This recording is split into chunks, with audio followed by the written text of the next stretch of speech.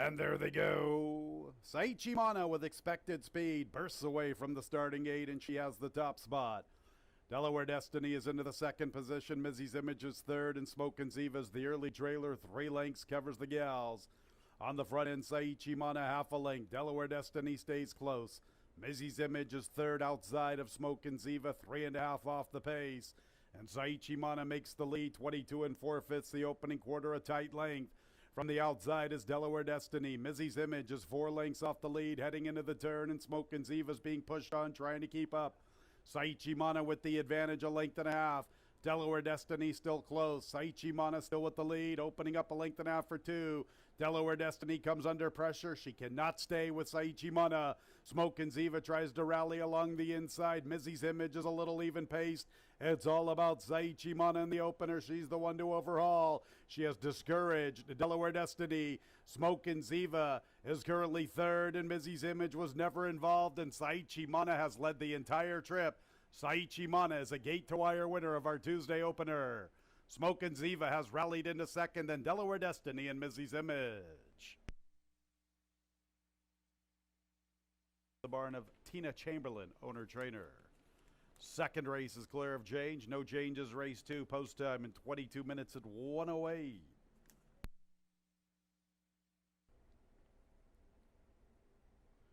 And there they go.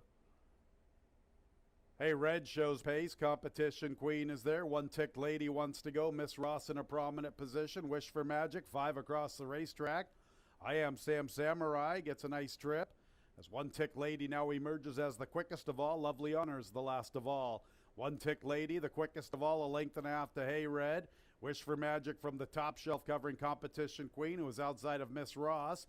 I Am Sam Samurai was in a good spot through the early stages. Now she's a little less than 6 lengths off the lead in the 2-path. She covers Lovely Honor. 22 4/5, pretty soft for One Tick Lady. 3 lengths Hey Red. There's Wish for Magic, the big favorite's a little even pace through the turn. Then we're going to Competition Queen, Miss Ross. I Am Sam Samurai and Lovely Honor. One Tick Lady, no excuses. 46 3 for the half, a very favorable flow. She comes under right-handed urging. 3/16 to get to the wire. Now Wish for Magic is closing. In fact, Wish for Magic looks like she has the leader in her sights, who begins to crumble. One Tick Lady is coming to a walk. She might check in last. Wish for Magic and Miss Ross. Wish for Magic, Miss Ross. Wish for Magic, Miss Ross from the inside. Wish for Magic. Wish for Magic didn't like her chances midway through the turn. Excess of $1,000 post time in 21 minutes at 1:35.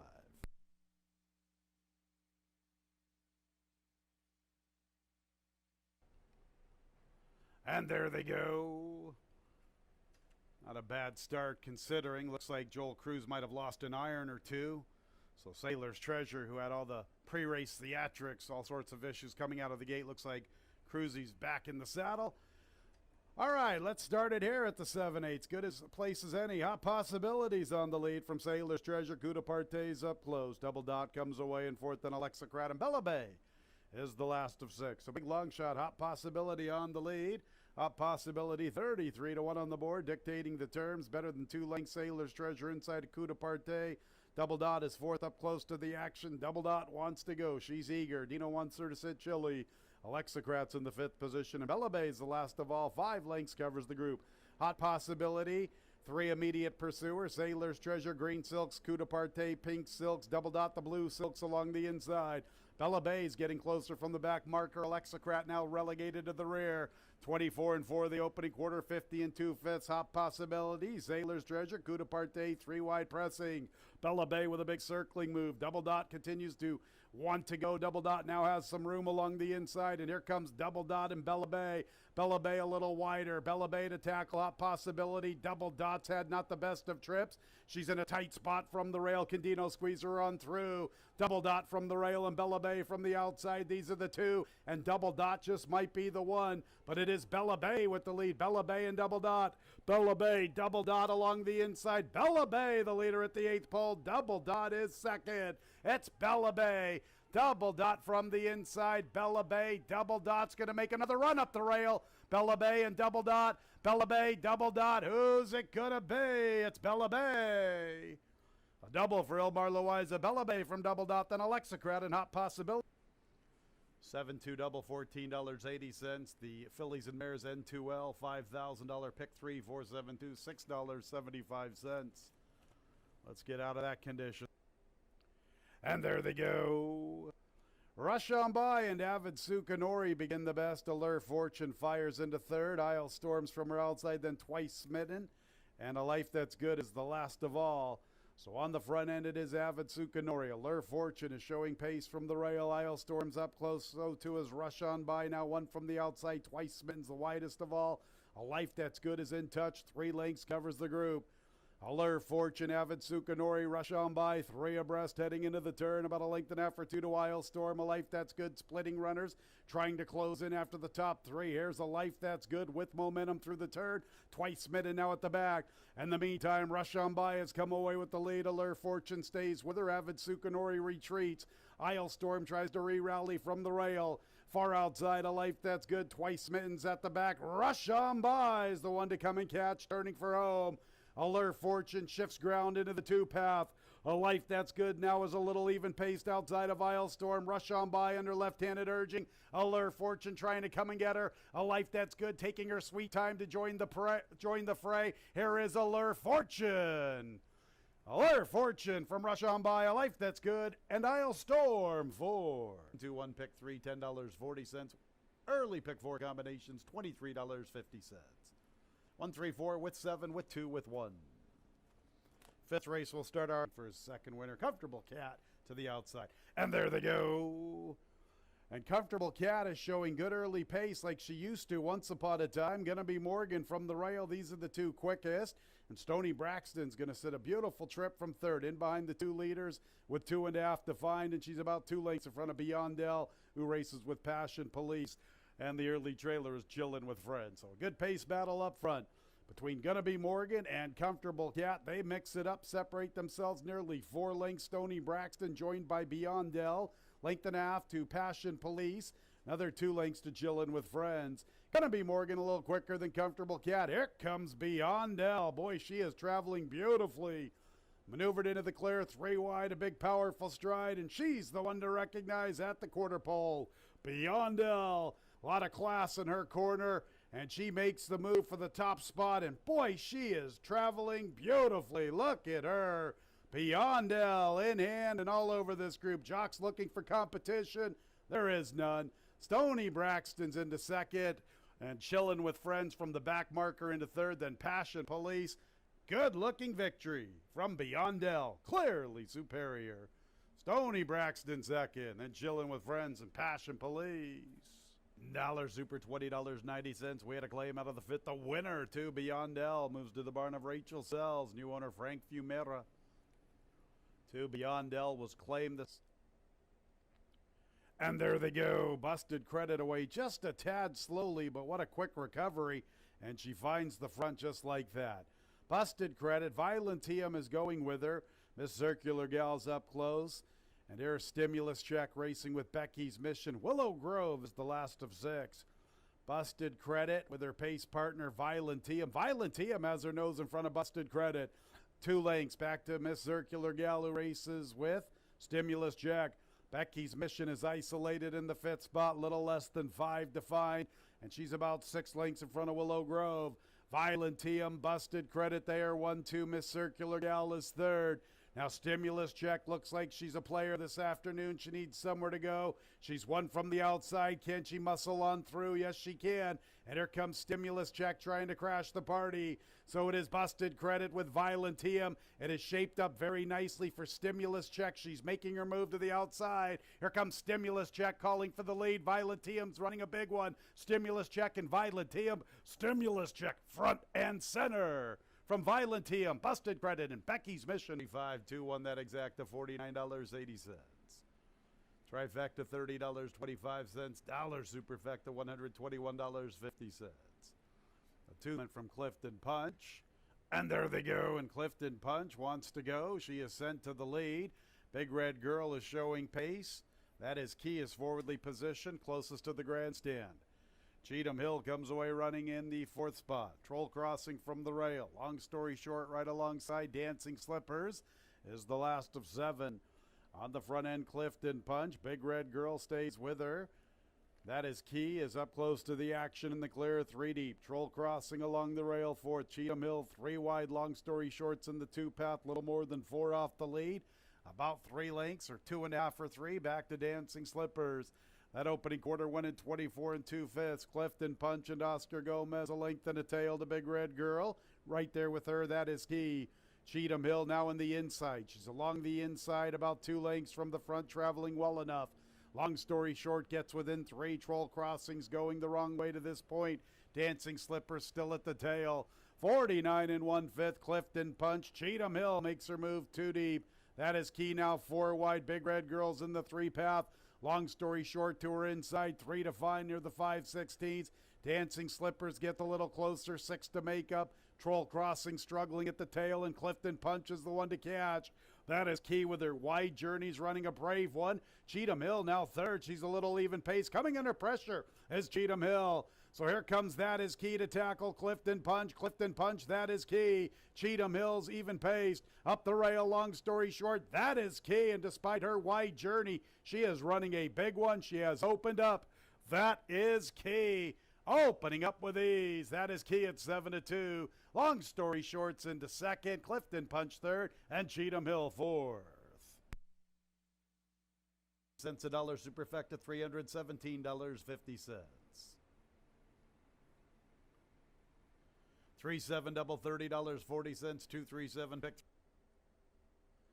And there they go.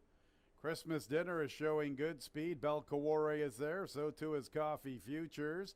Looking kind of crazy 4th, now headed by Do What It Takes. Prank Call from the inside. Smart Broads advancing from the outside. Pace must be pretty soft. They're starting to bunch up. Belkaware with the lead. A length. Coffee Futures, 1 from the outside. Christmas Dinner is there. Her Smart Broad.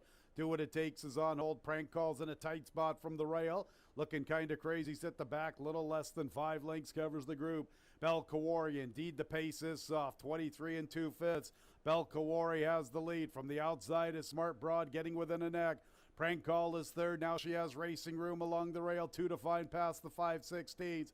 Almost a length. Do What It Takes. Christmas Dinner with them 3 deep. Coffee Futures gives way grudgingly. Still at the back looking kind of crazy. Here's Smart Broad to tackle Belkaware. Belkaware soft opening quarter trying to fend off Smart Broad. Belkaware's quickening along the inside. Belkaware, Harry Hernandez going to work under left-handed urging. Belkaware responds. Smart Broad tries to quicken. Belkaware, Smart Broad. Belkaware, Smart Broad. Belkaware. Smart Broad 2nd best. Do What It Takes is up.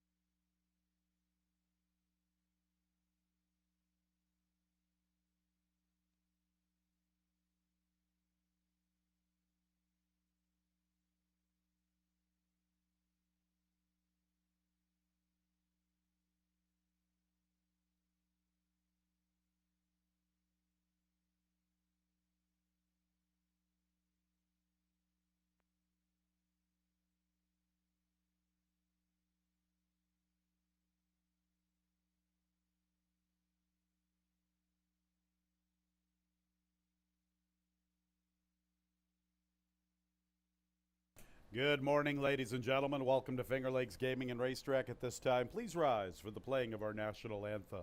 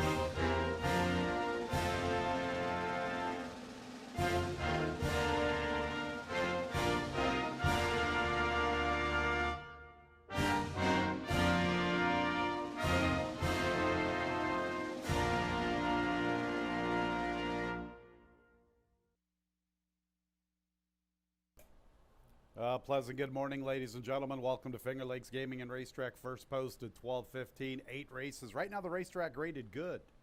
A good racetrack. Jackpot pick 6 carryover, a little more than $1,700. That's darts in race 3. Here are the changes. In the opener, 4 trivia, £1 over. Race 1 starts the early double, the early pick 3, and the early pick 4. Second race, jockey change 5, a wish for Trish. New jockey, Jackie Davis. 5, a wish for Trish. New jockey, Jackie Davis. No changes in the third. Pick 6 carryover. Jackpot pick 6 carryover. $1,784.33. On to race 4, which will start the pick 5. 2, Brother Jeremiah has been scratched. Scratch number 2, Brother Jeremiah. Fifth race will commence our late pick 4. Harry Hernandez, new jockey number 1, As You Were. Number 1, As You Were. Make the jockey Harry Hernandez. Race 6 will start the late pick 3. Scratch 1A, Blue Skies Forever, part of the entry. 1A, Blue Skies Forever, part of the entry out of race 6. Seventh race kickstarts our late daily double and overweight number 3, Katie's Courage, at 3 pounds over. And in the nightcap, scratch 7, Holy Cowboy, 7, Holy Cowboy out of the nightcap. 4 out of tune, make the jockey Jackie Davis. Jackie Davis, new jockey, 4 out of tune in the nightcap. Have a great Wednesday. Up next, Iron Dave Mattias.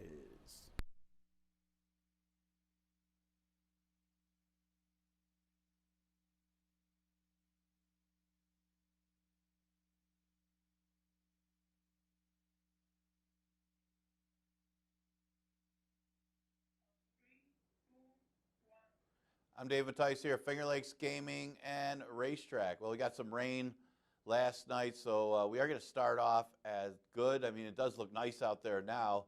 A little cool, but a chance for that track to dry out if we can avoid any more rain today. But we did get some rain last night, so track labeled good. Do want to announce that we do have a slight change to our post time coming up. Not tomorrow, but starting on Monday, we're going to go to a 12:30 a.m. post, not 12:15. So 15 minutes later than what we're doing right now. So we're going to go to 12:30 starting this coming Monday. Tomorrow we'll stay at 12:15. Well, we got a pick 6 carryover a little bit, about $1,700 in that 20-cent jackpot pick 6. That starts in race number 3 today. You usually do pay pretty well. We had decent payouts yesterday. Beat a few favorites late in the card, and you got a little value in some of those races. We'll see if the same thing happens today. A couple good races today. I mean, we're going to start off with an allowance event. We only got 5 betting interests in the first, but seems to be a pretty competitive race as we start the early pick 4 with race number 1. And, you know, I'm probably late to the party with this horse, but time travel after being claimed, stepped up in class and won 3 in a row, kept stepping up in class, then moved into the 1 state bred condition last time, and she ran absolutely huge. I mean, she didn't win the race, but the fact that the way she started and looked like she may have lost her irons a little bit at the beginning of that race, to come rolling late the way she did and almost still win the race against a good field says to me that this horse is pretty good right now and does have some pace to chase as you got the 2 speeds inside of her. So I'm taking a shot. Again, probably late to the party because this horse has been really sharp for Tina Chamberlain. I got this one on top, though. Fleta Bell, she might just be the best horse in the race. I mean, you look at the race that she just ran 3rd in, probably the best race of any of the ones coming out. Now, Dosage of Mimosas took advantage of a race that had absolutely no pace in it. And this one had to be close because of the lack of speed. They went 23 and 47, and Dosage of Mimosas wasn't coming back in that pace. Well, the horse that was second was a pretty good one. That was the favorite in the race, OK Honey, for little Oscar Barrera coming in from New York. And OK Honey came back a little while longer, maybe a couple weeks later, and won on a stretch out and looked good, beating a good field. So turned out to be a really good race that Fleta Bell comes out of. She's sharp, she's been sharp, and she looks tough in here. I mentioned the speed of the 1 Throwing Stones. She's inside of Chasing Losses. Now, Chasing Losses has kind of changed her running style the last 3 races, and it's worked for her. So don't think they're going to change anything today, that she's going to show some speed, which might not be good for Throwing Stones, who also has good early speed. What confuses me is Time Travel's 5-1, and Throwing Stones is 7-5. I mean, you look at Throwing Stones' last race on a track that was kind of favoring speed that day. Time Travel beat her. I mean, and now Throwing Stones is going to get pressure. Same distance. So, to me, maybe she ran a dud that day. That's the thing with Throwing Stones, because she had just won 2 in a row and looked really good the race before. So, maybe she could make amends for that 3rd place finish. But off of that race, for me, it's tough to take this horse as a 7-5 favorite when it does look like there's another pace type in here, and should be. I mean, Chasing Losses is running better. Question is that one good enough? She's certainly bred for an off track, but going up in class. I don't know, Brent Bond's been doing pretty good with this horse. Trivia should get a good trip. I mean, Trivia ran 5th last time when stepping up into this condition, but also ran in that race won by Queen Aurelia. I mean, that horse is, I keep saying that, like a broken record with Queen Aurelia every time a horse runs out of that race, but that one's sharp. I mean, that one's running quick times. So running behind that one, no shame in that one. And, Trivia's a pretty good form. She does have a win in the past on and off track. Again, she could get a nice trip right behind the 2 speeds. Got the 3-5-1-4 in a really good betting race for a 5-horse field. All right, second race. Goes the distance of 5 furlongs. And this is a real tricky one. I mean, these are 2-year-olds, 2-year-old fillies. You got some first-time starters, horses that have run, horses bred for the turf, all over the place in this 2-year-old event. Plus, it's only a distance of 5 furlongs. I'm going to go with experience here. I mean, I didn't love anybody in here. I mean, you got a couple. I mean, both firsters have a look inside. The 2 inside horses I thought had a look. Both for our juniors, Silent Invasion, and for our senior, Tivoli Gardens. But Jeff Engelhardt's horse, Sweet Sugar Baby, seems to be a little bit better. As far as the horses that have been out, seems to have come out of a little better races and is in good form. I mean, she ran 2nd in the slop against New York bred special weights back on July 30th. That race is probably good enough to win this one. She tried the turf, and there is some turf breeding. I mean, it seems like she wants the artificial, but her last race, she lost by double digits, but actually got a decent number. That was a strong field that she was in against, and she was on the turn back off of a little bit of a layoff. So I think coming in here to Finger Lakes against this field, unless somebody really improves or these firsters run, I mean, she's got to be pretty strong in here as far as having that race experience. She's got 4 races under her belt, and she's been running against tougher. Now you got the Kentucky bred, the 5, A Wish for Trish. That's flashed some really good early speed down in Kentucky. Her last race at Churchill Downs, she flashed really strong speed, going 5.5 before stopping. Ran third, but by double-digit lengths. But she shortens up even more. It's only 5 furlongs here at Finger Lakes. She might be able to get the lead, and if she does, they could have a tough time catching this one. She's a half to Be Mine, who is great at stakes place course on the turf. So she's another one. Might have a little bit of turf breeding in her as well. There's a few of them in here. Maybe we should run this race on the turf. The one horse mentioned the first-time starter, Silent Invasion, is a half to Harrison Knows. The horse having a pretty good season this year, so she may have some speed to her. She's got some good works, and the other half was a stakes winner. Flattery Will Get You, and first time out, I think this horse could be a runner. She's got the rail. It's only 5 furlongs, and again, there's some speed breeding in there. The 7, Ruski, is another one that's a really tricky read because, yeah, she's strongly bred for the turf.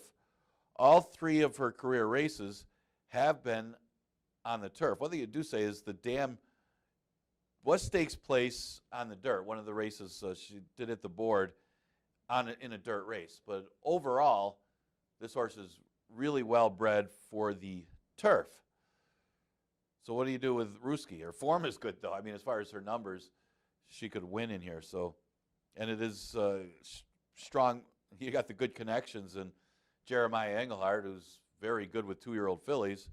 He won a Breeders' Cup, and you got John DeVille Jr. aboard as well. So Ruski could be any kind in there, moving to the dirt. All right, third race is a starter optional claimer. This one starts the jackpot pick 6. Yeah, on paper, it's tough to go against Super Garner. A lot of lines between races, but it seems like they just shop for spots for this horse, and very smartly done, Super Garner. When did this horse last lose? Hey, you look at this form. What, it won like 9 in a row? The only loss this horse has had was the first start of the year. I mean, other than that, and that was an open claimer. Got eligible for those starters and just finding nice spots in the starter condition and just keeps winning races. Now, it's not going to be easy. You do have rally cap inside of them, and maybe it takes a little bit out of them to clear rally cap, and that could get them beat. You always think that maybe not much activity for Super Garner. That might work against him, but didn't last time in Laurel. So on paper, tough to go against him. Anything passable? Yeah, kind of at the mercy of the pace a little bit. Maybe hope to come back. I mean, Harrison Knows was the speed last time. Didn't come back. He got good trips the previous 2 races against starter allowance and allowance competition. Maybe Rally Cap can soften up Super Garner just a little bit, that Anything Passable can come running late. Otherwise, at least a big top 3 threat. And the same with Bustin Hoffman. Bustin Hoffman maybe going to be a little closer than Anything Passable in this race. Ran a decent second in that one. So the 2 of them kind of ran together behind Harrison Knows. And you can kind of see that scenario in here too, where it's Super Garner trying to get the lead over Rally Cap, eventually does so. Bustin Hoffman, Anything Passable come closing lane, as well as Healy's Hope, going to try to make a late run as well. And Healy's Hope, yeah, this is a tough spot for Healy's Hope, but already went through some of the 5,000 claiming conditions, so stays in the starter optional claimer, although still eligible, I believe, for the 4 lifetime. So maybe we'll see that one on the drop by the end of the year and get a victory. But chance to be in the number in here, 4, 5, 3, 1. So we'll go to the 4th. And the 4th race, we'll start the pick 5. Got a scratch of the 2, Brother Jeremiah. I'm worried Jeremiah would take that horse, or his brother Jeff might take that horse. Yeah, I really didn't like this horse at odds of 3 to 2. I was actually going the other way. I was going to take Brother Jeremiah on top because Up for Adventure, very vulnerable 3-2 shot. But looking at the rest of the field now with Brother Jeremiah out, I do kind of give the firster a look, and K&G on the turnback is also a drop down.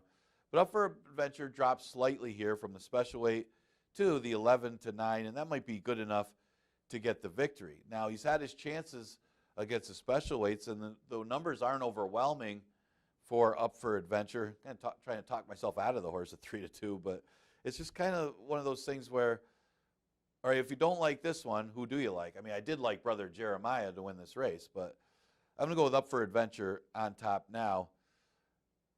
With the drop, might be able to get it done. K&G, yeah, he cuts back in distance, but has been facing special weight competition and not that badly beaten in the routes against the special weights. He does have some sprint experience earlier in his career. I do think he's probably better going long when you look at the breeding of K&G, but of the horses that have run, he looks tough. And I will use the first-time starter for Ron Breen Jr. for third, Ak DeLieber, out of Dean Avenue. This was a half to Honorable Avenue. I think that one runs this week too. And, you got Alpha as a sire. We've had a couple good ones from Alpha that run here at Finger Lakes. The works are decent that, maybe this horse could be competitive first time out. Not sure why Voodoo Cat is 5-2 morning line, stepping up in class. But, I can see the horse. You got to use the horse in the number anyway. I've seen much lately from Alexander Hildegast, who was winning a lot of races here back in 2019. So, and these type did well coming in here to Finger Lakes. Just and you know what? Like I said, Up for Adventure, maybe vulnerable in a sense, but Voodoo Cat's numbers just aren't quite up there enough to say this horse deserves to be 5-2. But I could definitely see with the form that this horse is in to be in the number 4, 5, 6, 3. All right, fifth race, 11-9 maiden claimer, going a distance of 5.5. Furlong's got Harry Hernandez on the one, As You Were. Another tough maiden race. I'm going to give Midnight Mindset one more chance. I liked this horse last time. Got caught wide, was chasing early, then just kind of lost interest and faded. Third career start here. He did take some money that race. Red Priestess seems like more of the underneath type. She's the favorite in here. I do think As You Were is going to improve off of her first start, as she didn't break all that sharp.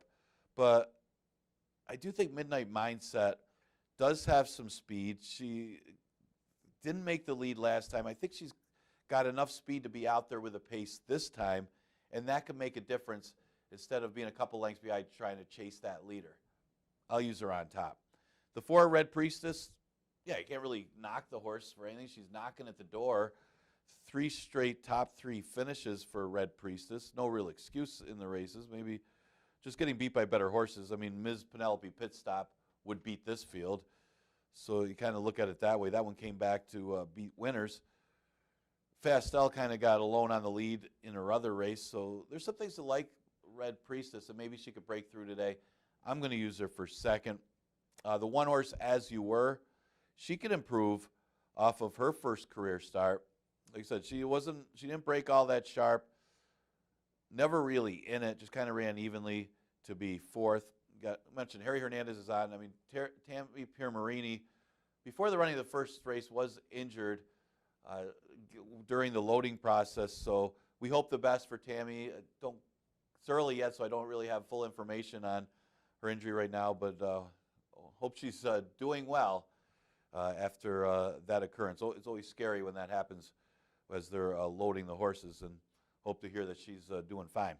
The 6 is Tagelberg. It's a tough one to say.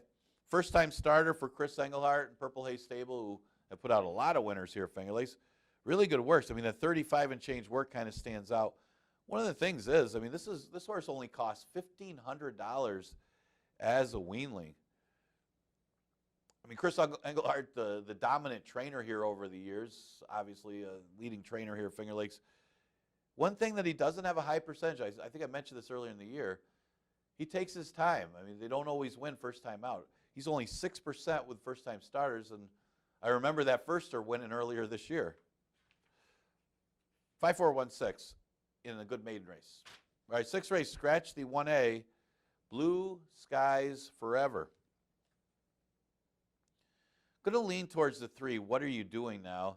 Hasn't had the punch this year that he's had in the past. But I do think he's running well enough to beat this field. I just don't think Vouch is getting it done anymore. I think that horse has kind of lost a step here late in the year, obviously dropping to 5,000. That horse stopped last time he went long, and Flat Bill made the move. What are you doing now? Didn't quite get there and finished third. Maybe a little different pace scenario today with Lookout Jace probably flashing some speed coming out of sprints. Might not make it easy for Vouch to get out there and clear for the lead. That might help. What are you doing now? Kind of turn the tables on Vouch, who beat him last time they faced going long. I'm taking a shot here, a little bit of value at odds of 7-2. I mean, it's hard to knock Vouch. Horse has had a good year. He was going really good earlier in the year. Thought he would have beaten our Caravan in that one race and may have gone a little bit too quick, or would have defeated our Caravan in that race earlier in the year. Now, shortened up in distance last time and did have some trouble trip. I mean, he broke in the air, kind of compromised by that, and then still ran third. So, I mean, he's going to be tough in here. But you know what? You get tired of making excuses for a horse. But he's a pretty good one, and he's knocking at the door. Which Vouch is going to show up here? Now, I like both the Aquilano horses to be third and fourth. You got Count on America and Purchasing Power. Count on America, this one broke slow in his last start as well. Did finish ahead of my top choice the last time they faced on a good track earlier in October. He got the better of the trips, though, that day. So maybe he will again today, as he looks like he's in a good spot. And he's breaking from the inside. You got to figure, look out, Jason Voucher going out there. So this one might sit in a dream trip. The 4, Purchasing Power, the other Aquilano trainee. This one, it's not like he's run that badly. After winning and moving to this level, he's faced some good ones and comes out of that Vouch race last time, and he was chasing wide. I think they were all chasing as Vouch was out there in some pretty quick fractions, maybe too quick, as was Flat Bill that came and got him. I'm going to go with the 3-5-2-4 in race number 6. All right, 7th race at 11-9 claimer, going 6 furlongs. Fillies and Mares, never won 3 condition. Well, not a trace I'm going to use on top, cutting back in distance off of the win. Just one for the 11-9 in the 2 lifetime condition. So she's sharp right now, and she goes back to the sprint. Hard to say if she's better going long than short, because that was a stretch out after running primarily in sprint. So, you know, maybe the route's going to be her thing, but you know that she can run well going short. She ran second behind Time Travel. That horse is in the first race today. We'll see how she does. You know, Time Travel already came out of that race to win. So did Not a Trace. We saw Saichi Bama win earlier this week. So Not a Trace should be tough in here. I got her on top off the turn back. Starship Kiera should sit a good trip from the inside, finish behind What a Trace in that Time Travel race back in September. Last time, ran a solid second behind a good one in Fast Fran, who was dropping in class. Starship Kiera, logical horse, top 3 threat. An interesting one is the 3, Katie's Courage, at odds of 10-1 morning line. She was running against 5,000 claimers in her previous couple starts, and then stepped up in class in a race won by Clifton Punch up the rail. This one ran a good second and got off bad. I mean, this horse, if you watch the beginning of that race, kind of really took a little while to get his feet under him. And then she came rolling late. It was a good job by Carlos Camilo, save ground, come up the inside. And you look at the margin to the third place horse. It's a solid effort by Katie's Courage. So why is she 10-1? Well, she was facing 5,000 claimers in the races before, and it was a good pace scenario in that race for her too. Plus, maybe not her best distance today. She's 0 for 5 going 6 furlongs, and maybe that's why I use her third.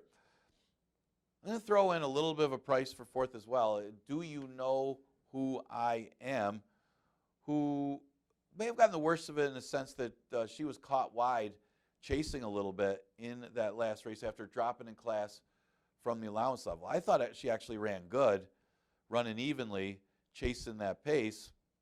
And it was Clifton Punch who was chasing on the inside, but the rail opened up for her as the other speed was backing up. You know, think about it. Katie's Courage came up the inside, was able to save all the ground, and that's why she ran a good second. This one couldn't. I mean, this one couldn't save any ground and ended up being the widest on the turn.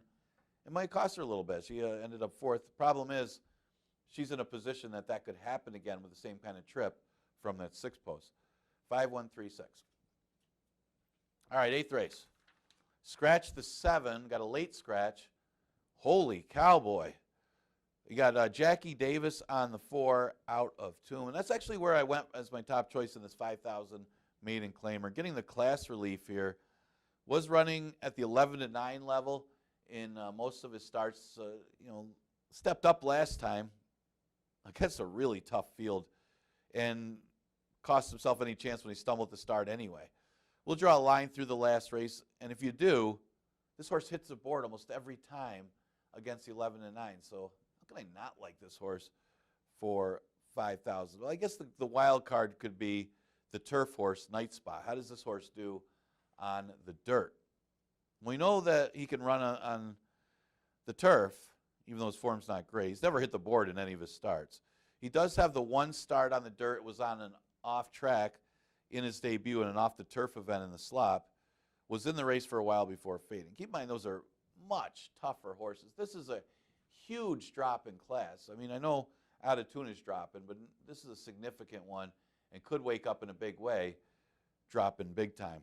The two Adirondack Tails, probably an easier field that he comes out of last time. But, I say that, other than the top two, it's just kind of an easy field. That's why I like him third. But ran solid last time. It seemed like he was going to go by and just would not go by the winner. And it looked like he had him coming down the stretch. He shortens up to 5.5 after his two top 3 finishes. Hard not to see this horse in the top 4. And the other progno trainee, Sal, my pal, I think I get in the number mainly because I don't like anything else. I mean, I look at Legendary Bid. I liked that horse last time because he was lone speed. He's not lone speed today. Perfect Symphony. His last race, wasn't so good after a decent third place finish race before. March Madness party drops as Lasix, but his form the first 2 races weren't that good. So what am I left with? Sal, my pal, for fourth. Good to see Andre Worry back in the saddle. 4-3-2-8 in today's last race. Enjoy today's card. Remember, 8 of them on today's card. We got Monday through Thursday racing. And again, 12:15 tomorrow, and then we're going to go to 12:30 starting on Monday. So see you tomorrow for that 12:15 first post.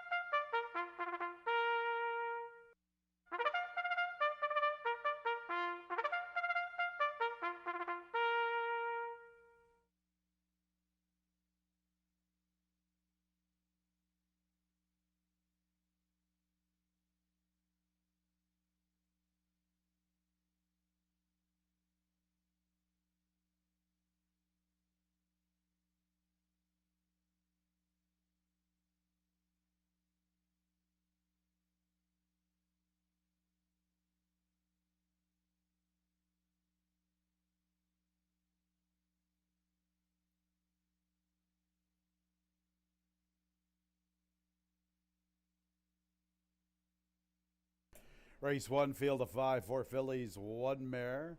Sprinting, 5.5 furlongs, allowance conditions. New York breds, first state bred condition. Number 4, Trivia, 1 pound over. Good racetrack, 8 races. Race 1 starts the early double, the early pick 3, the early pick 4. Post time in about 4 minutes at 12:15.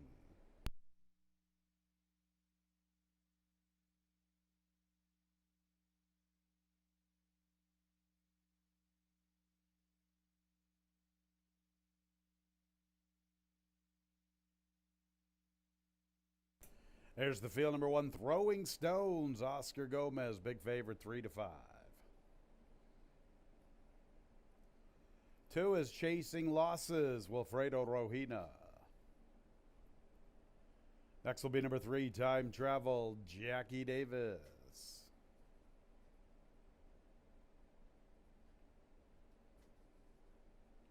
Number 4 is Trivia. Emmanuel Di Diego. And the 5 is Fleet de Belle, Harry Hernandez. 12:15, the post time.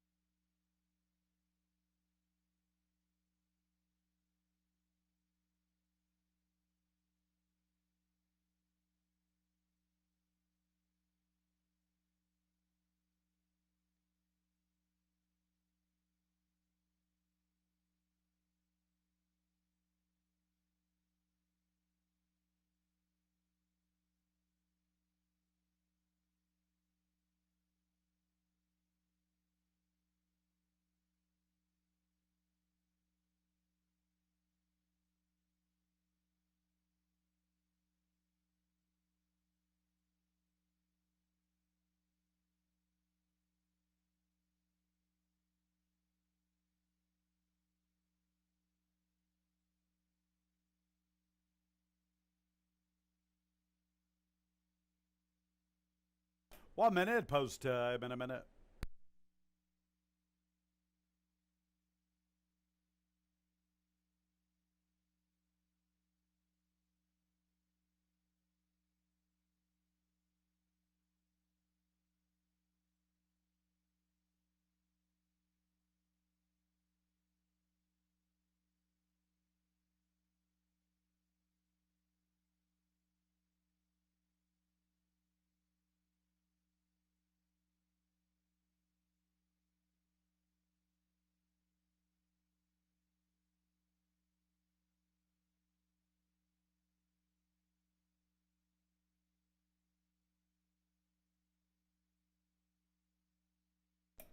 It's post time for the Wednesday opener. Big favorite along the rail. Number 1, Throwing Stones. Roddy Valente, Paul Barrow, Oscar Gomez. 3-5. Throwing Stones. Here is the very quick filly into post position 1. Speed to her outside. Brent Bonds, Chasing Losses.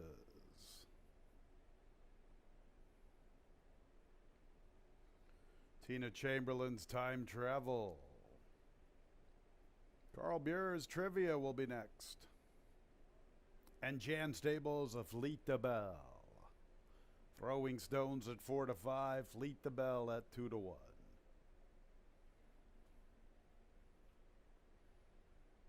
Trivia just a little reluctant.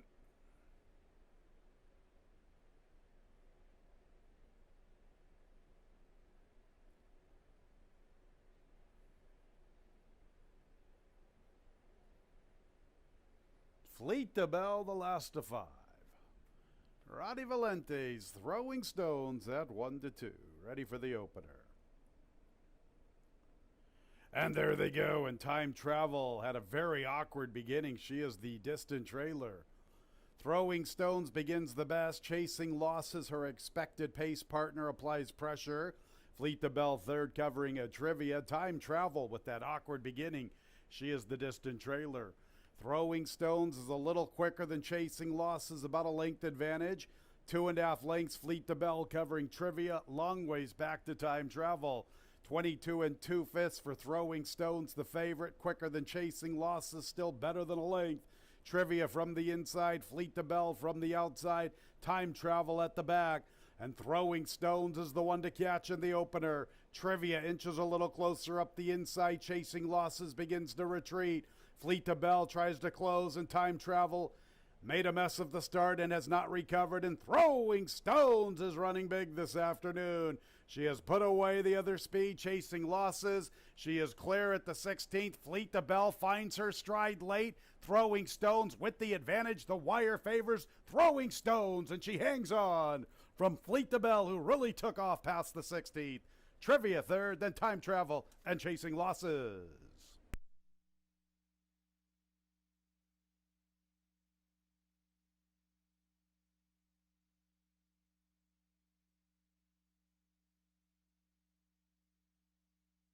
One minute 5 and 87/100ths. Number 1, Throwing Stones hangs on. 5, Fleet the Bell really found her stride past the 8th pole. She really picked it up approaching the 16th. Look at her cut into the margin before the wire.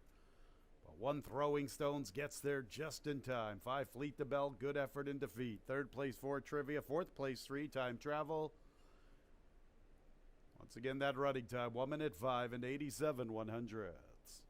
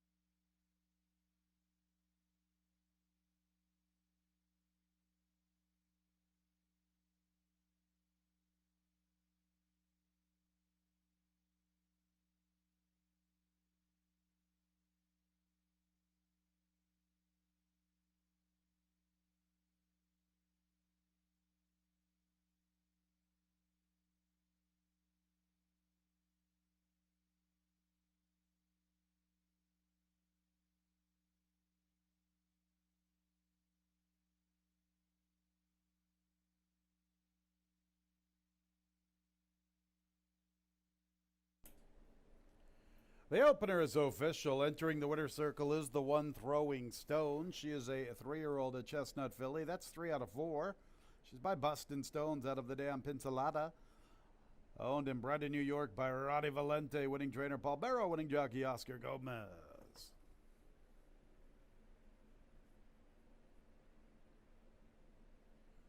1-5 exacta, $9.60. 1-5-4 trifecta, $7.65. At dollar superfecta, 1-5-4-3, $22.50. Second race, Jockey Change 5, A Wish for Trish. Make the jockey Jackie Davis. Our second race is in 22 minutes at 12:42.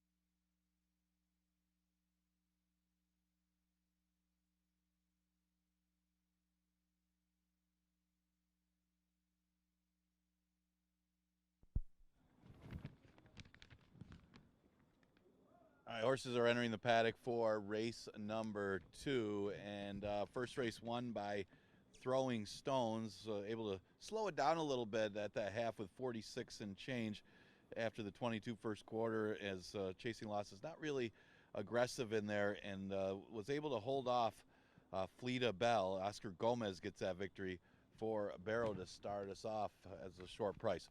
All right, second race, interesting one. This one for 2-year-old fillies. It goes the distance of 5 furlongs.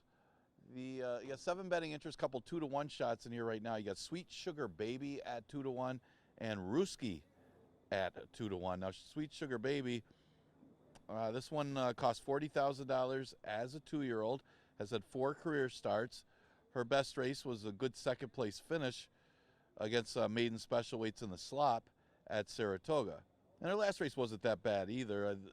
She beat 4 horses, but was not close to the top 2 finishers.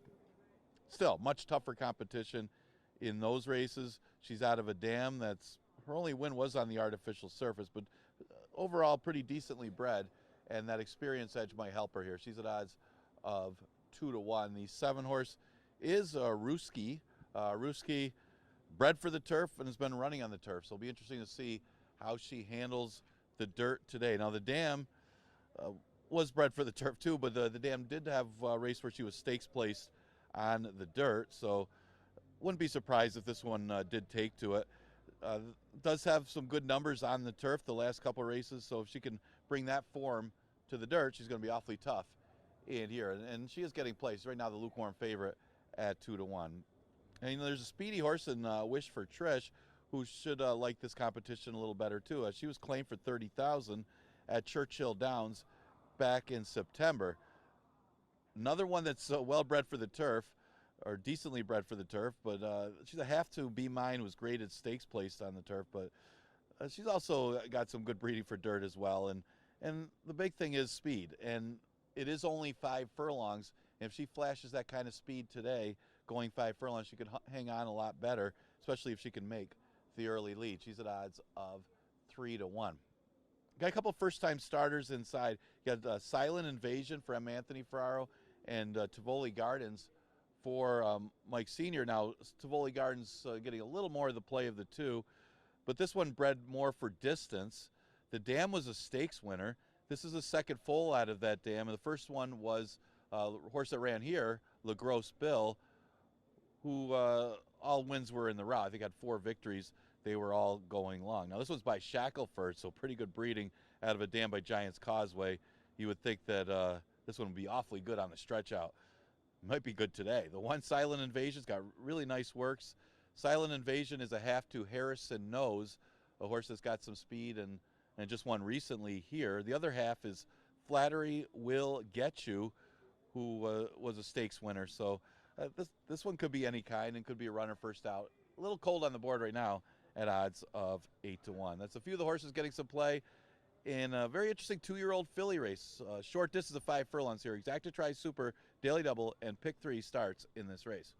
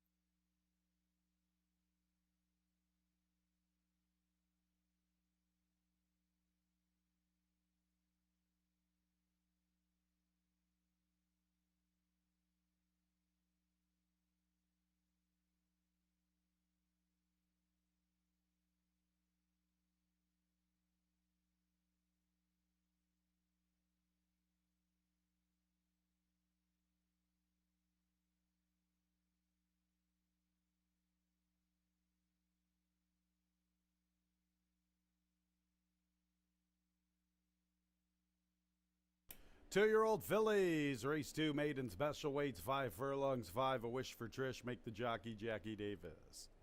Post time in 6 minutes at 12:42.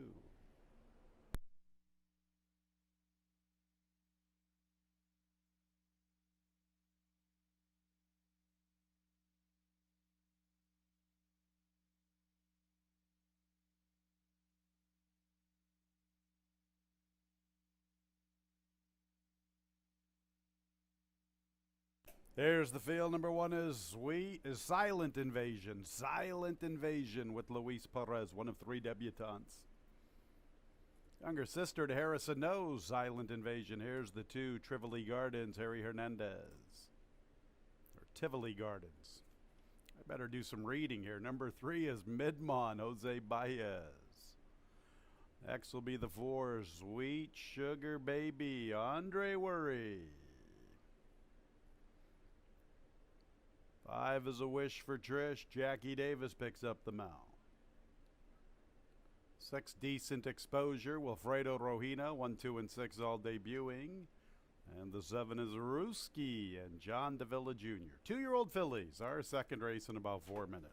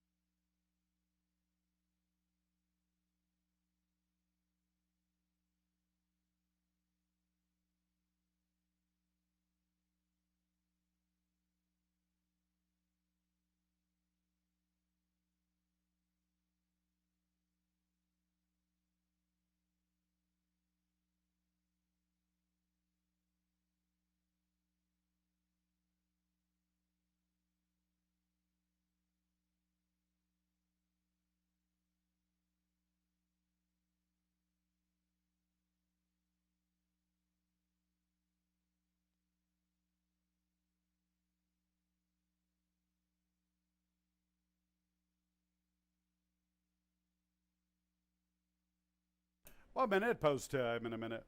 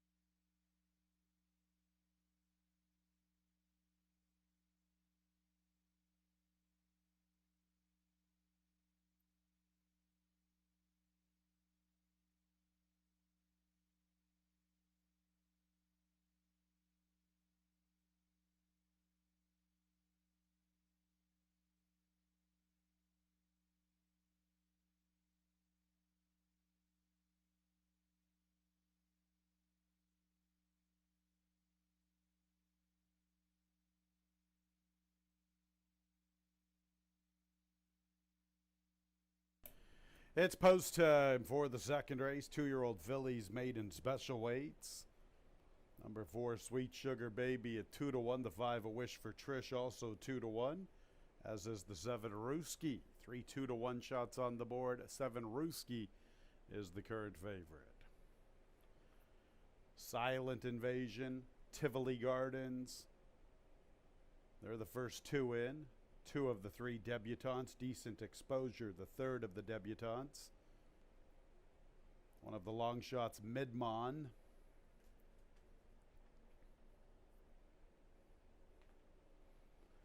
Sweet Sugar Baby, 3-1 with A Wish for Trish. Rooski, now the clear-cut favorite at 6-5. Late money pouring in on Rooski. Here's A Wish for Trish. 2 to low, Decent Exposure, and Rooski. Decent Exposure is in. Rooski, the last of 7 2-year-old fillies. 7-5 favorite. Ready for the maiden special weights.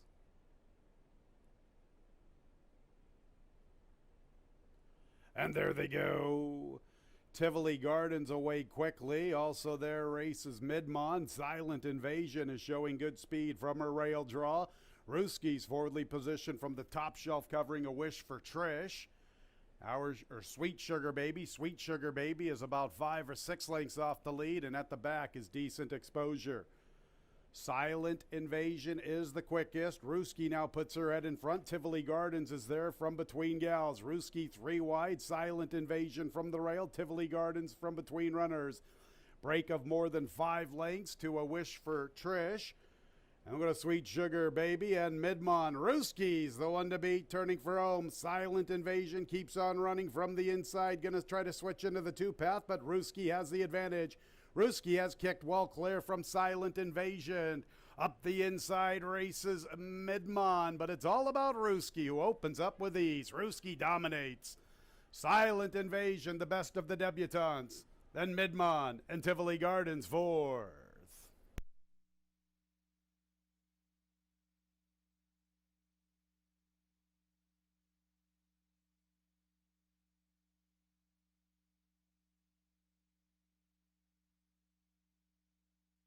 Late money poured in on the 7 Rooski.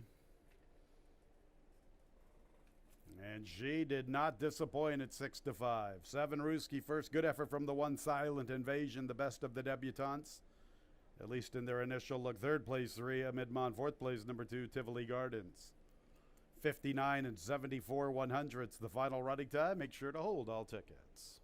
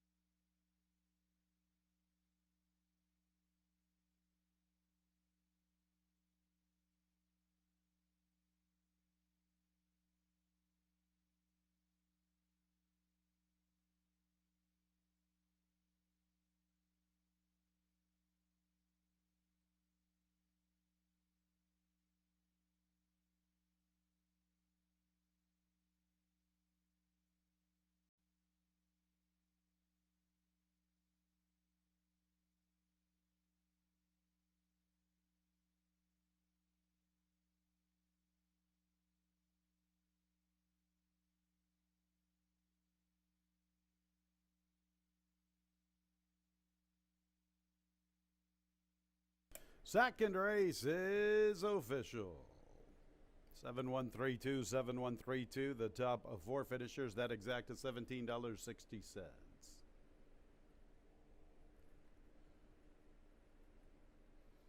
Entering the winner's circle is the 7 Rooski. 2-year-old dark bear brown filly by Tourist out of the Damn Good Habits. Owned and trained by Jeremiah Englehart, winning jockey John Davila Jr. Bred in New York, the winner by Rock Ridge Stud LLC, along with Margaret Carruthers. Trifecta $38.25. That dollar superfecta $224.75. 1-7 early double $10.20. Third race will start the jackpot pick six. Jackpot pick six carryover $1,784.33. And post time is in 22 minutes at 1:10.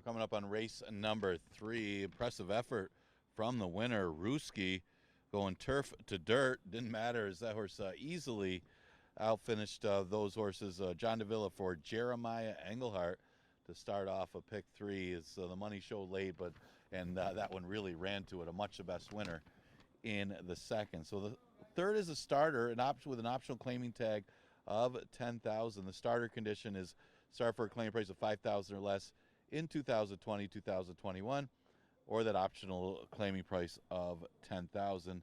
Do have a couple of them in here for the tag. That's Healy's Hope for $10,000. I think that one fits the starter anyway.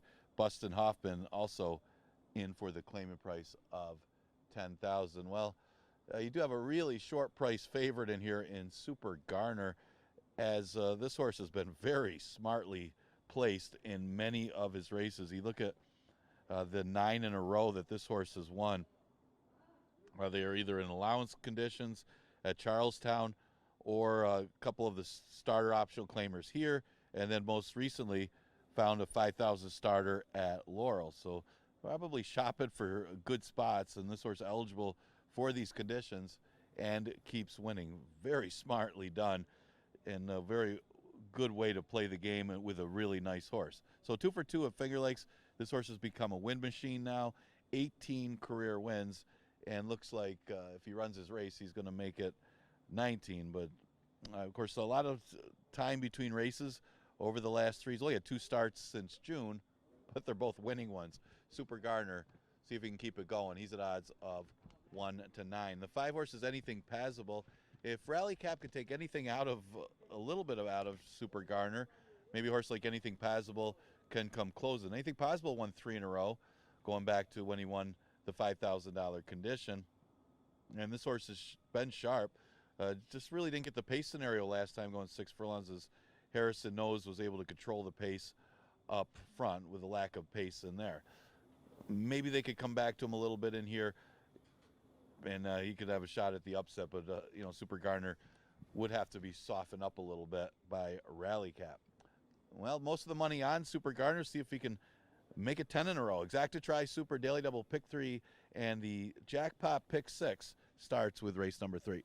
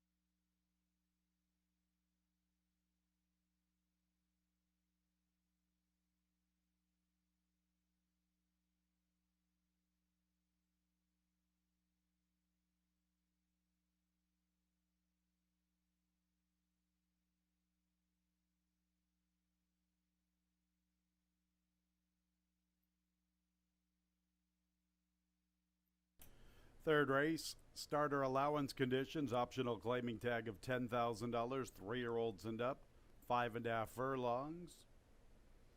Jackpot pick 6 carryover, a little shy of $1,800. Post time in about 4 minutes at 1:10.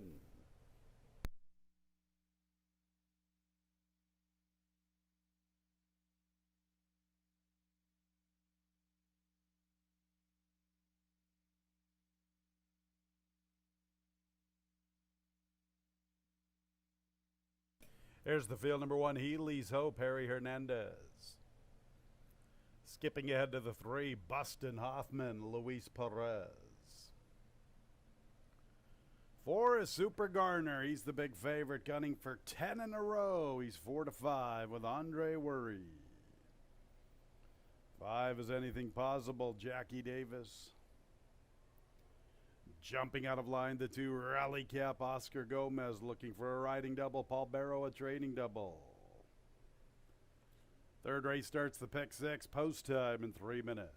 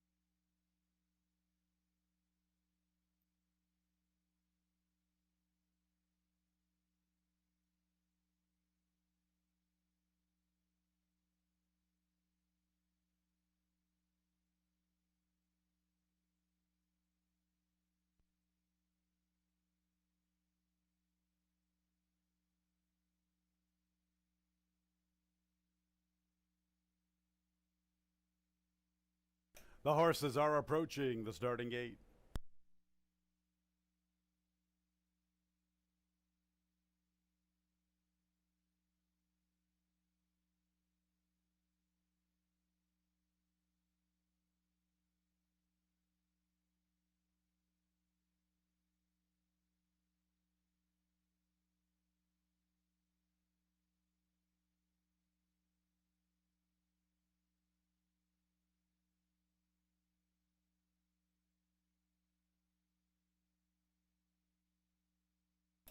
It's post time for the third race, first leg of our Wednesday jackpot pick 6. Carryover a little shy of $1,800, a little more than $3,000 in the pool. Rally caps the first of 5 into the gate. Here's Healy's Hope. All of the wagering attention directed towards the 4, Super Garner. Rightfully so, 2-5. He's looking for 10 in a row.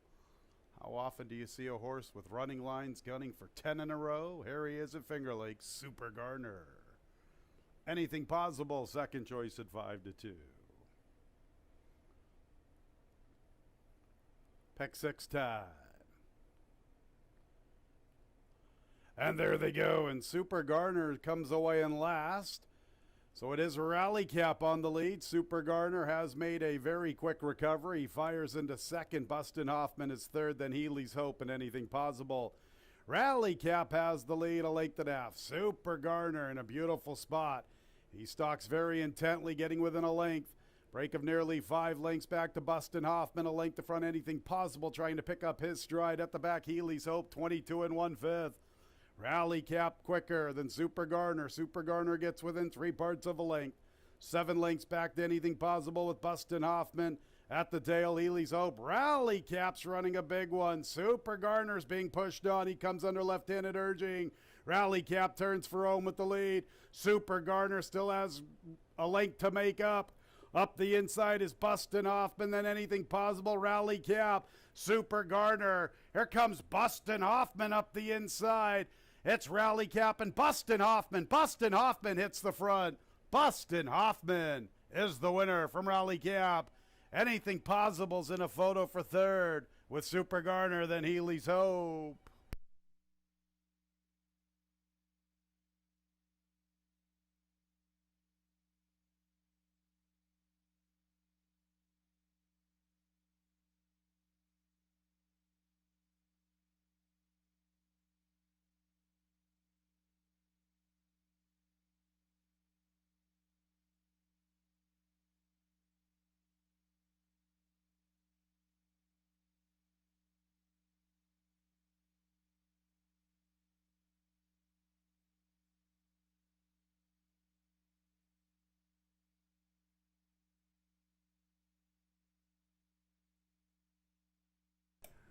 Three, Bustin Hoffman in a big upset.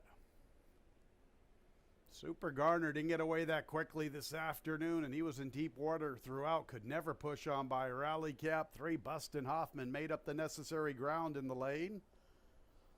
Now, Bustin Hoffman ran a very good race recently, testing Harrison Nose. Today he breaks through 5-1. Photo signs up on the board for the balance. 1 minute 5 and 14 100ths the final time.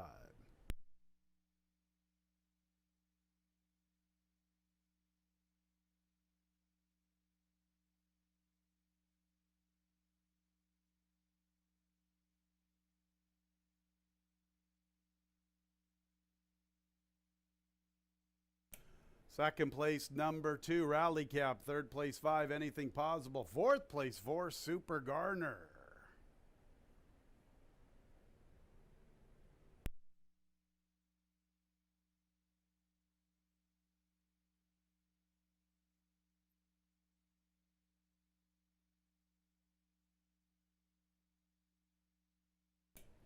Bustin Hoffman makes his way into the winner's circle.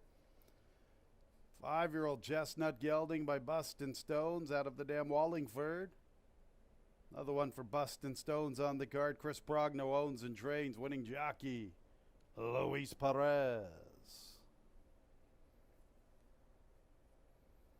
Bustin Hoffman was bred in New York by Dr. Jerry Belinsky and John Whitty.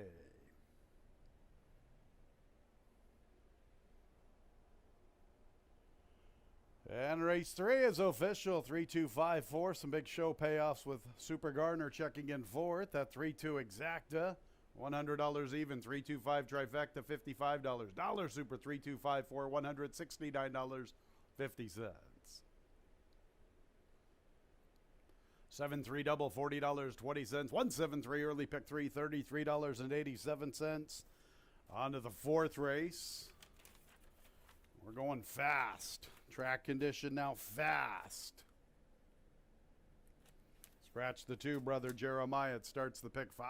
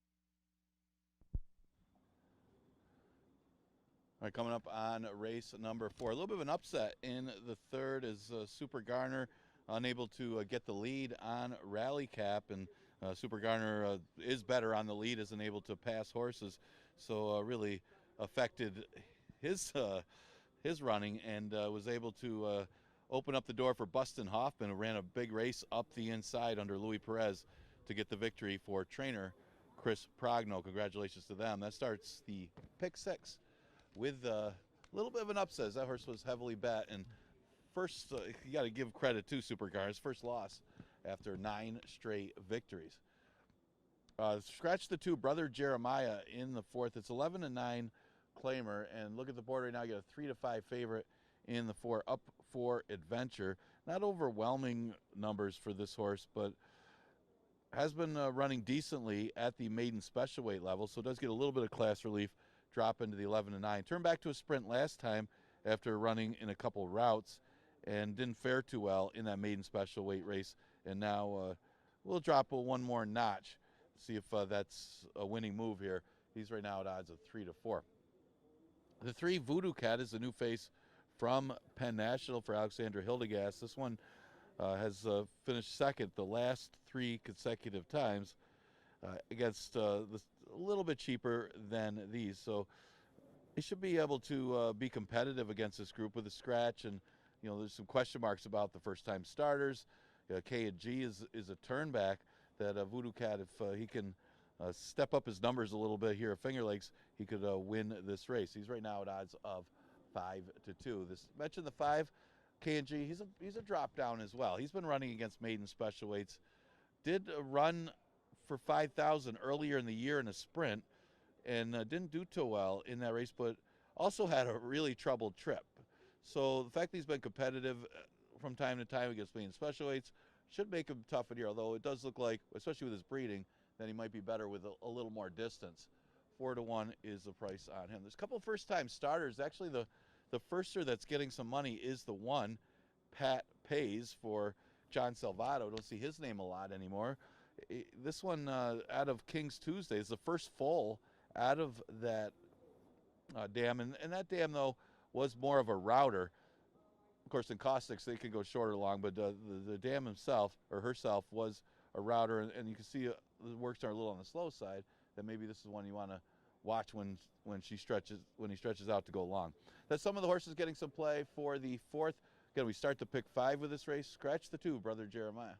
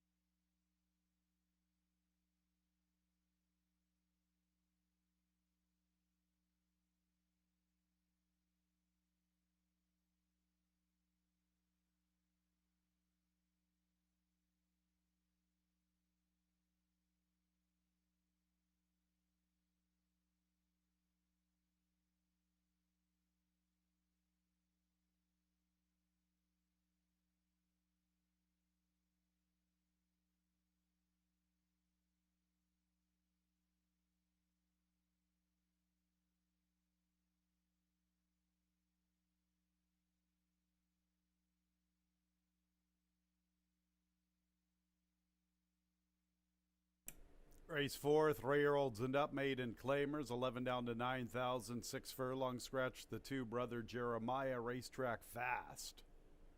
Fast Racetrack, 4th race starts the pick 5, and post time is in 5 minutes at 1:38.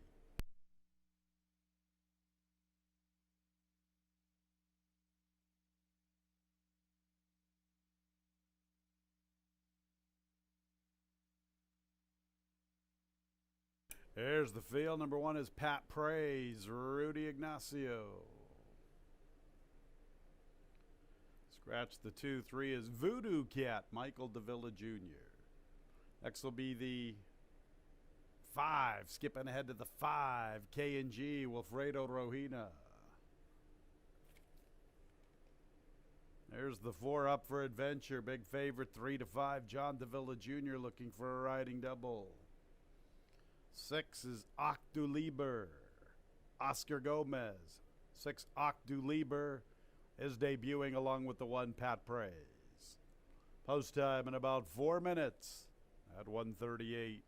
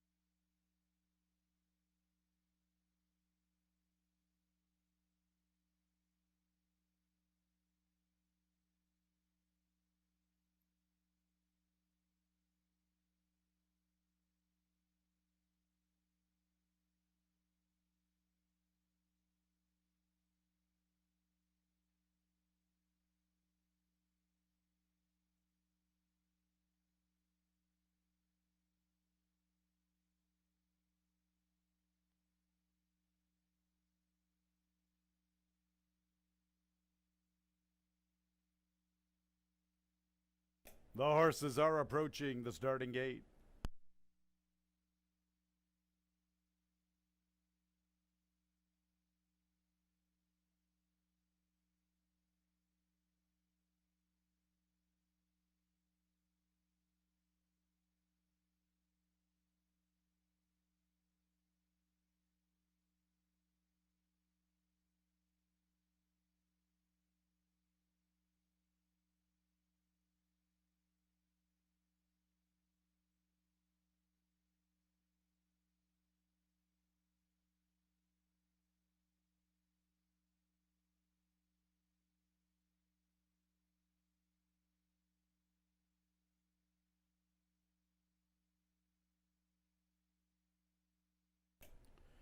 It's post time for the fourth race. Big favorite 4 Up for Adventure at 2 to 5.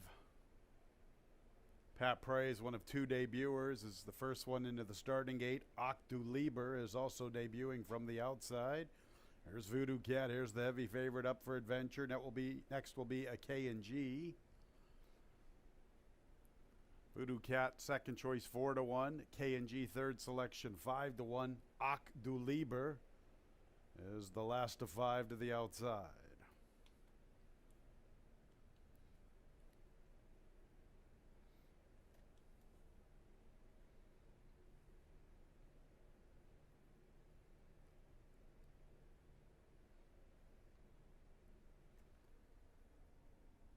Pick 5 time. And there they go. K&G broke alertly. Up for Adventure, showing good speed from his inside. A Voodoo Cat comes away running in third. And Pat Praise and Octu Lieber is the last of 5. Up for Adventure, a little quicker than K&G, 3 parts of a length. It's 2 lengths to Pat Praise, one of the debuters advancing from the inside. Voodoo Cat's up close to the action. The pace appears to be pretty comfortable. 23 seconds, the opening quarter. Octu Lieber is the last of all with a lot of work to do, chasing into the soft pace. So no excuses for Up for Adventure at the 3/8, a widening length and a half from K&G. Pat Praise third. Voodoo Cat's even paced. Octu Lieber is trying to close from the back marker. And Up for Adventure has opened up better than 3 lengths. It's his race, turning for home. Pat Praise is second. K&G is third. Octu Lieber continues to close along the inside.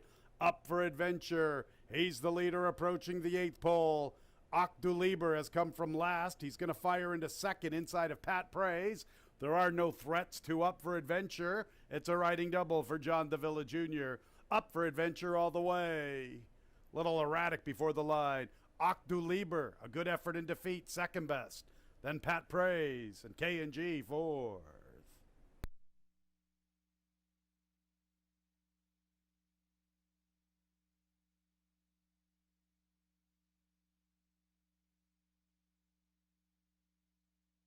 $1:13 and 2/100ths, the final time. Easy victory 4 Up for Adventure. Second place 6, Octu Lieber. Decent effort, pretty good effort from him. He was last early, closed into a soft pace, galloped out very nicely. Third place 1, Pat Praise. And fourth place number 5, K&G. 4615, 4615 on the board.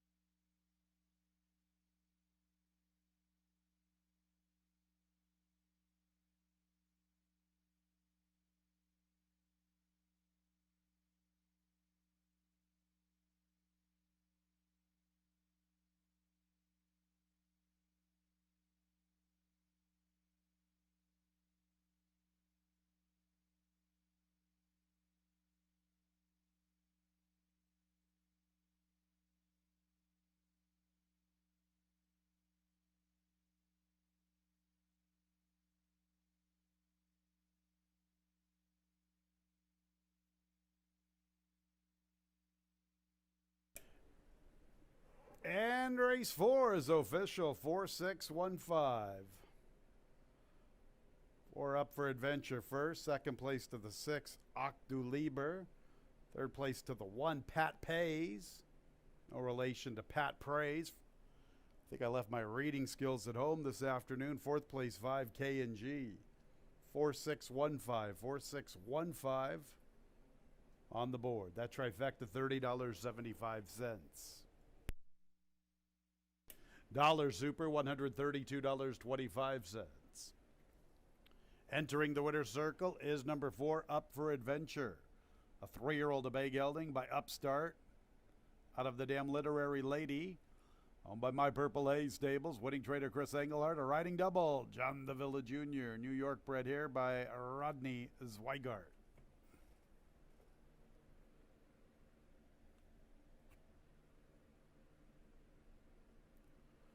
The exact at $32.80.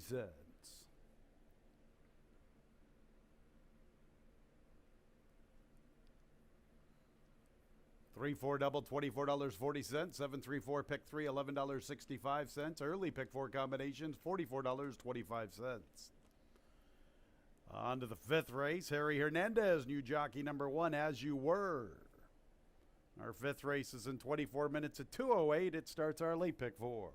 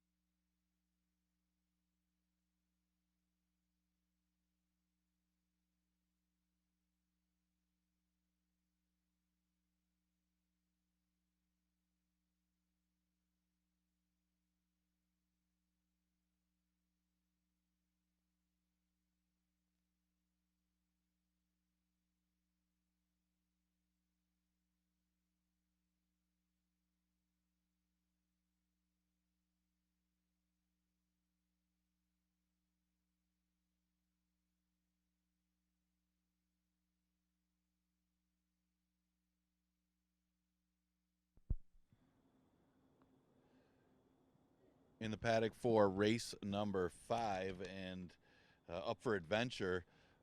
A little erratic in the late stages of that one, having a little issues, but was well clear of the rest of the field. And easy victory, John DeVille Jr. for trainer Chris Engelhardt. As we go to the 5th, it is the 11-9 claimer for fillies and mares. We're going to start the late pick 4 with this race, and the horse knocking at the door is the 4, Red Priestess, getting some play at odds of 7-5. Maybe she can break through today. She's had 3 Finger Lakes starts for Edmund Davis, and last 2 were second place finishes. One of them was against Ms. Penelope Pitstop, who came back to win. Tootsie Song, a pretty good one as well. So it might be a case of just catching better horses, but this is a field that she should be able to run well against, and not the strongest of fields for this level, that you got to think that she's got a good chance to at least get in the top 3 again for the Davis connection. The 5 horse is Midnight Mindset. She got caught chasing last time and ended up getting a little tired and finishing off the board as she was wide in that race. That was only her second career start after making her debut against special weights, and she broke badly in that debut and ended up chasing and never really in it. So she's capable, but we'll see if staying at the level she'll do okay today. And of course, acting up here, the 2 Chase My Tush lost the handler.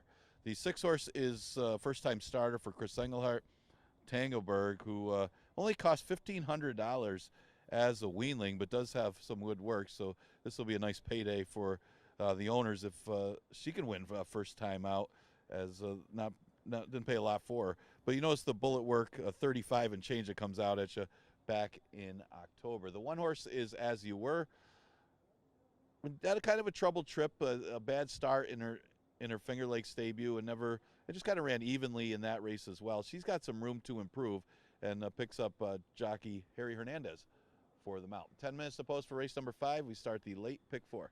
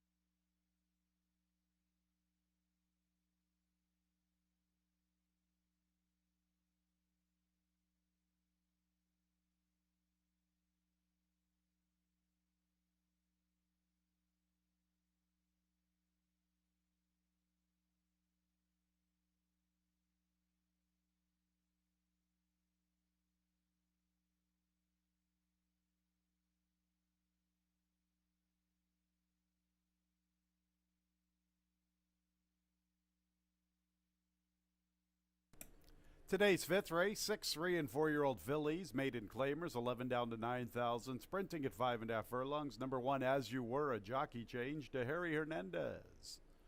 Our fifth race is in 6 minutes at 2:08.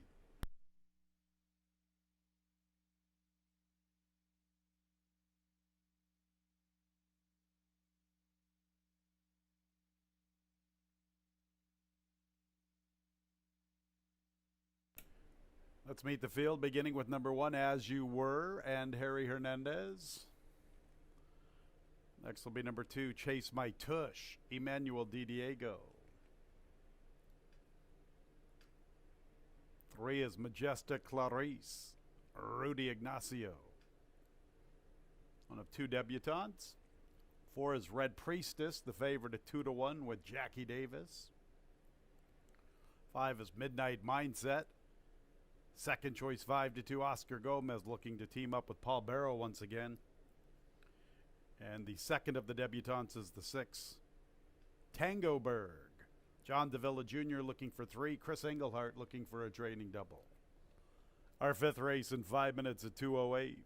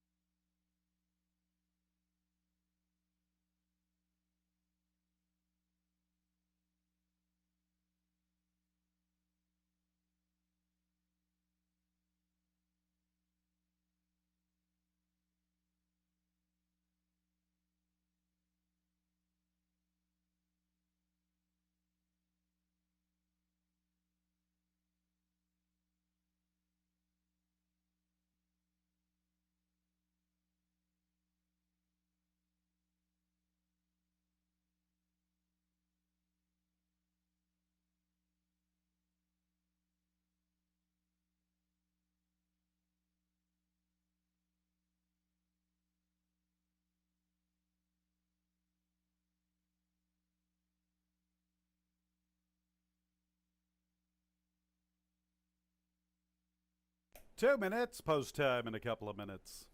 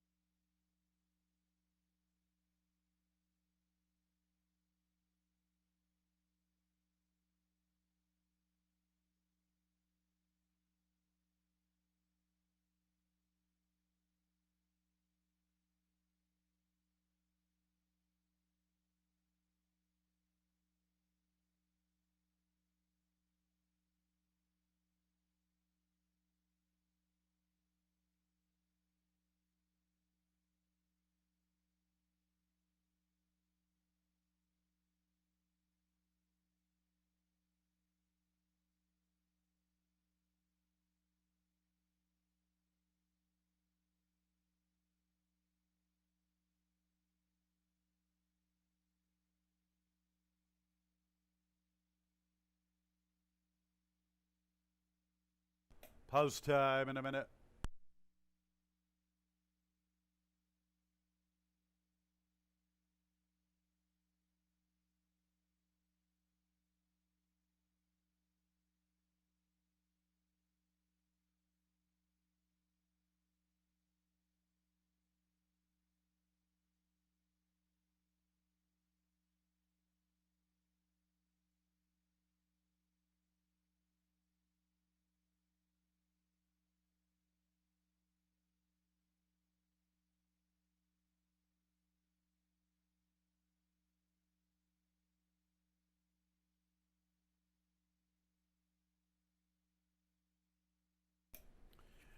It's post time for the fifth race. 6, 3, and 4-year-old fillies, 2 debutantes, 3 and 6, Majestic Clarice and Tangoberg. Wide open wagering event, 4 Red Priestess and 5 Midnight Mindset are both 2 to 1. The 1 As You Were is 5 to 2, and 6 Tangoberg is 3 to 1. Our current favorite is the 4 Red Priestess, now 9 to 5. Inside 3 are in, outside 3 still to load. Here's Red Priestess.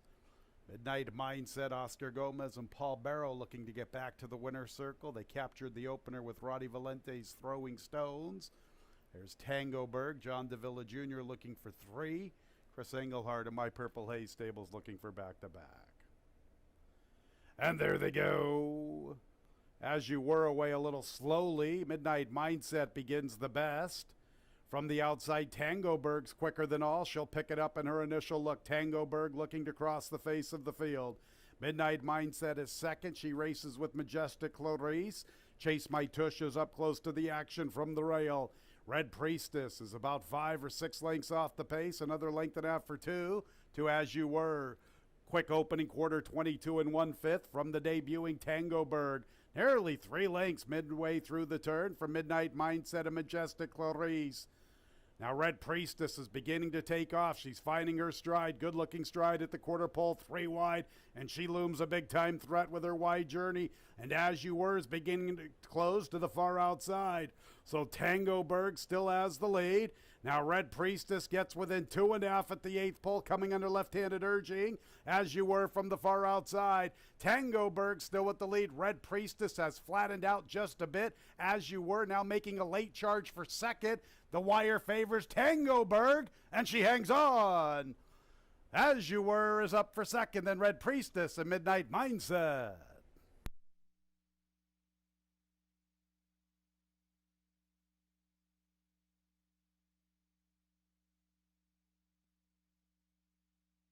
What a finish to the 5th.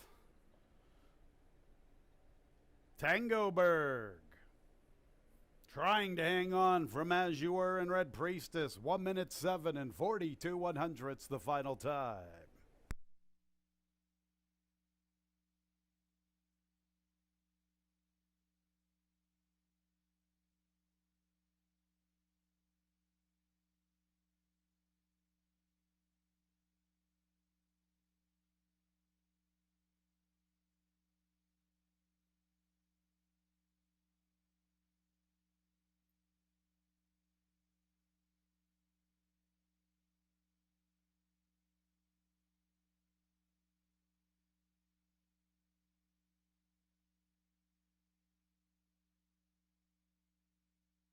Six, Tangoberg first. Second place, 1 As You Were. Third place, 4 Red Priestess. Fourth place, 5 Midnight Mindset.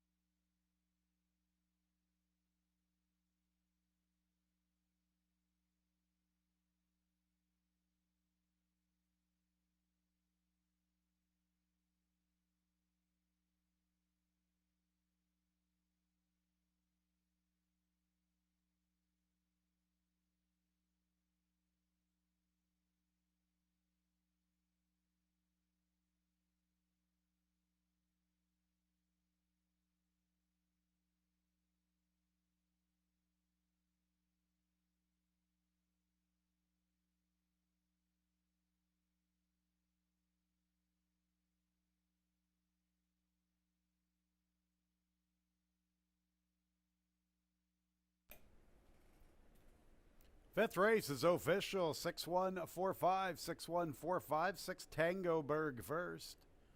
Second place, 1 As You Were. Third place, 4 Red Priestess. Fourth place, 5 Midnight Mindset.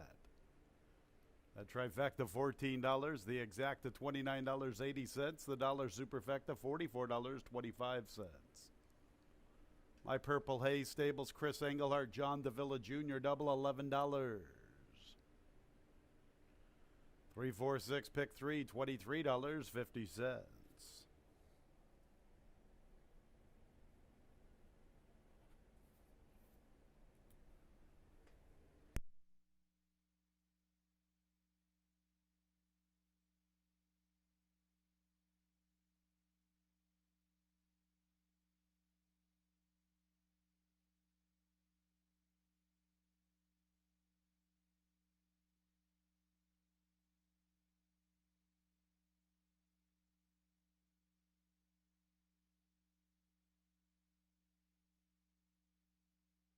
Winning debut, number 6, Tango Berg. 4-year-old Abbey filly by Tufflesburg out of the dam AJ Tango. Back-to-back My Purple Haze Stables, Chris Engelhardt and John Davila Jr. 3 for John. Winner was bred in New York by Windy Lee Farm, New York, LLC.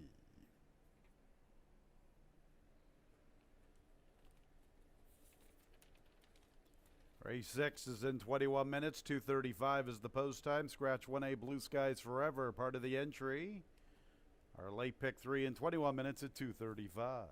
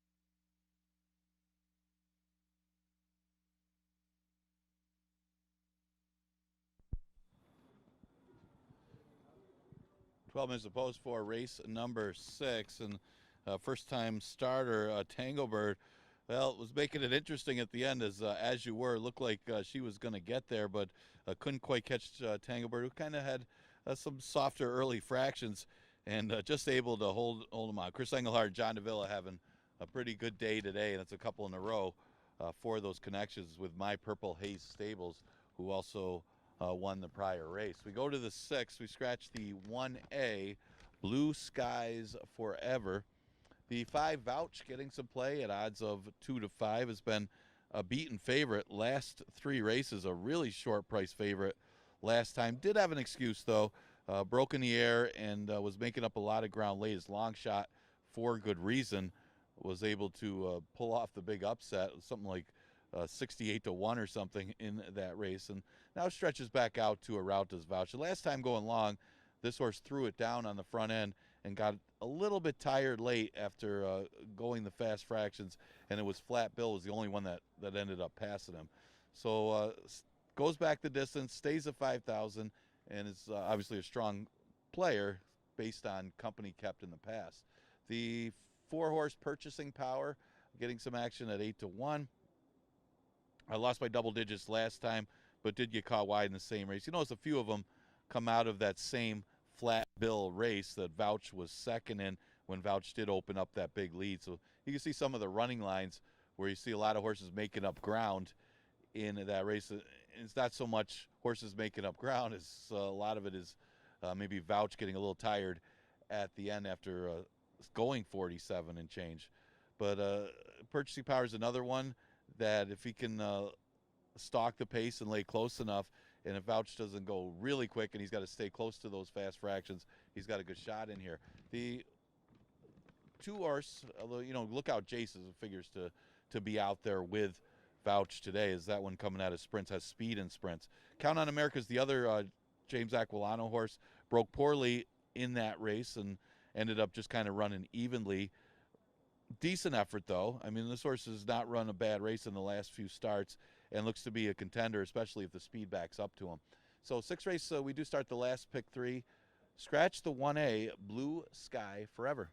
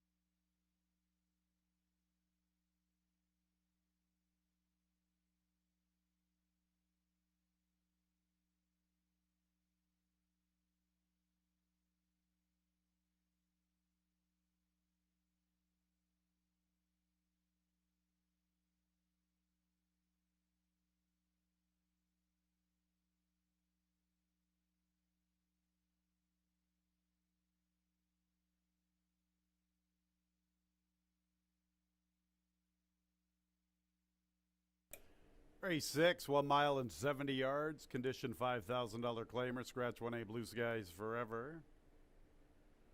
There's the field. One Lookout Jace with Harry Hernandez. Next will be the 2 Count on America, Michael Davila Jr. 3, What Are You Doing Now with Joel Cruz. 4 is Purchasing Power, Luis Perez. Stablemate to the 2 Count on America, both conditioned by Jim Aquilano. Favoritism with 5 Vouch. He's the big favorite, 3-5, Jackie Davis. And 6 is Thesis with Emmanuel Di Diego. Race 6 starts our late pick 3 post time in about 4 minutes.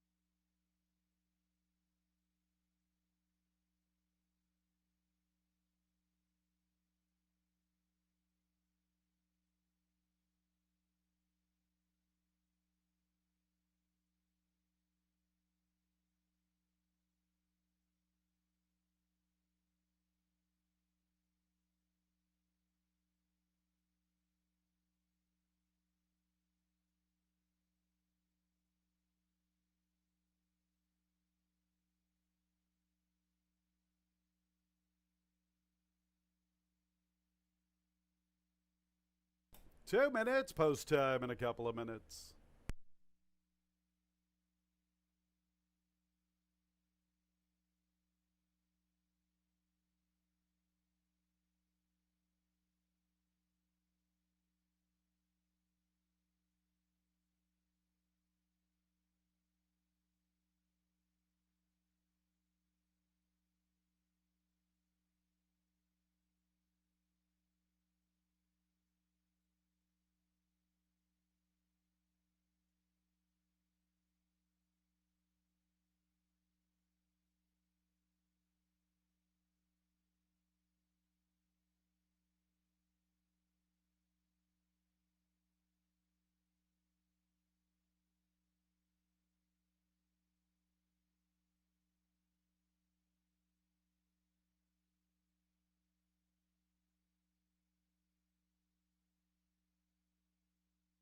One minute, post time in a minute.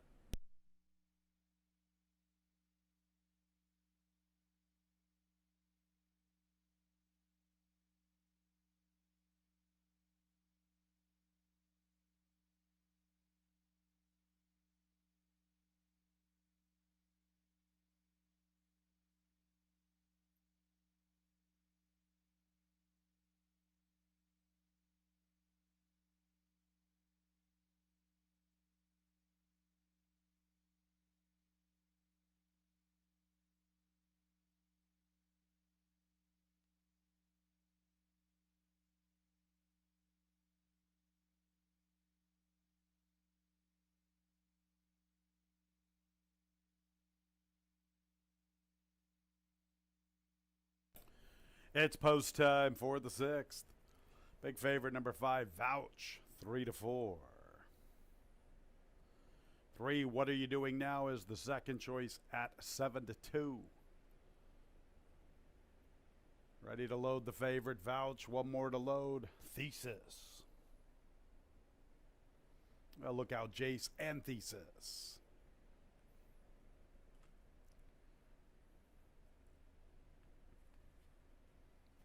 Ready for action. And there they go, and Vouch made a mess of the start. He comes away in last. He reared up. Look out, Jace on the stretch out. Fires out to the lead. Thesis is second.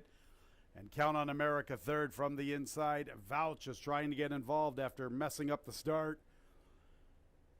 Purchasing Power racing with him from the inside. What Are You Doing Now is the last of all. And look out, Jace is crawling on the stretch out. Count on America's up close. Vouch has made this strong move from last to second with a wide run. Thesis, one from the outside, 2 lengths off the lead. Nearly 2.5 lengths to Purchasing Power, a length in front of What Are You Doing Now? 25-1, soft for Lookout Jace. Vouch wants to turn up the pressure. Count on America sitting a nice trip along the inside. Thesis also in a good position. 3 lengths Purchasing Power, and What Are You Doing Now? 49-1, so they really sped up that second quarter as Vouch turned up the pressure on Lookout Jace. Count on America third, a length and a half off the lead. Thesis more than 3 to find heading into the third. 2 lengths in front of Purchasing Power, and What Are You Doing Now? And coming away with the lead is Vouch. Now staying with him, Lookout Jace. Count on America got a nice trip. He's in a tight spot trying to push on through. And here comes Purchasing Power trying to wind up. Thesis is backpedaling a bit. What Are You Doing Now is at the back. Lookout Jace. Count on America up the inside. Vouch is retreating. And Purchasing Power to the stand side. Lookout Jace still with the lead. Count on America is second. And Purchasing Power is third. Lookout Jace trying to get to the wire. Here comes Purchasing Power. Purchasing Power is trying to wear him down. Purchasing Power to the outside. He tags Lookout Jace on the line. Count on America third, and Vouch checked in fourth.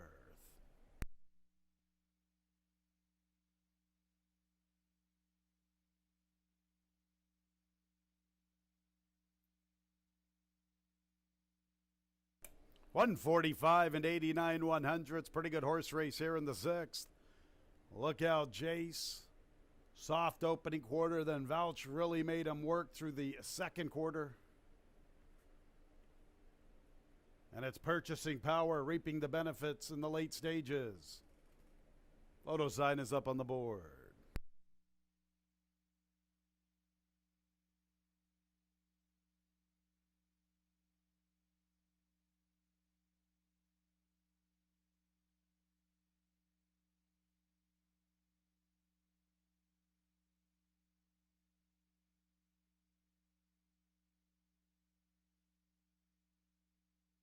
Number 4, Purchasing Power first.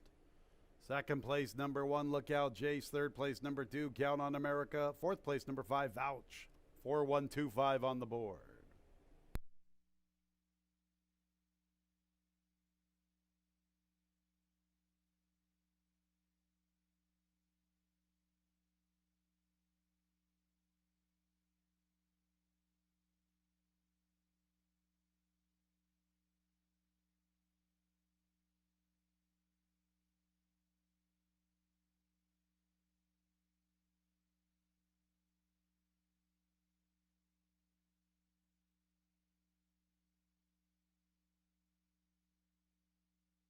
Race 6 is official, 4125. 2 big long shots combined for a $319.50 exacta. 4125, that exacta 4-1, $319.50.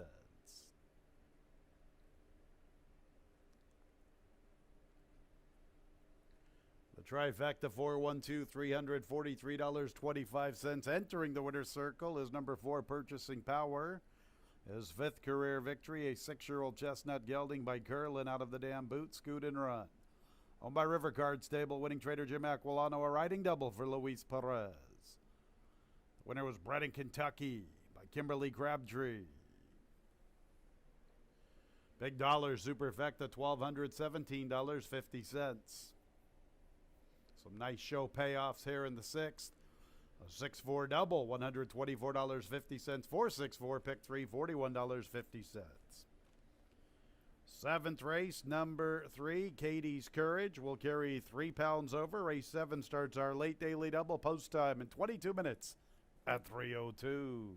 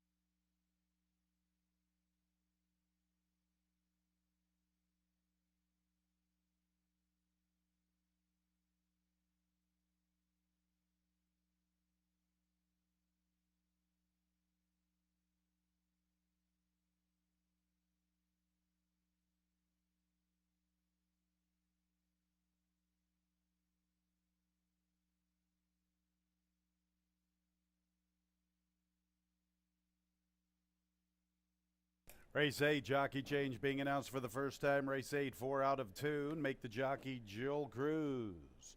Joel Cruz, new jockey 4 out of tune in the nightcap.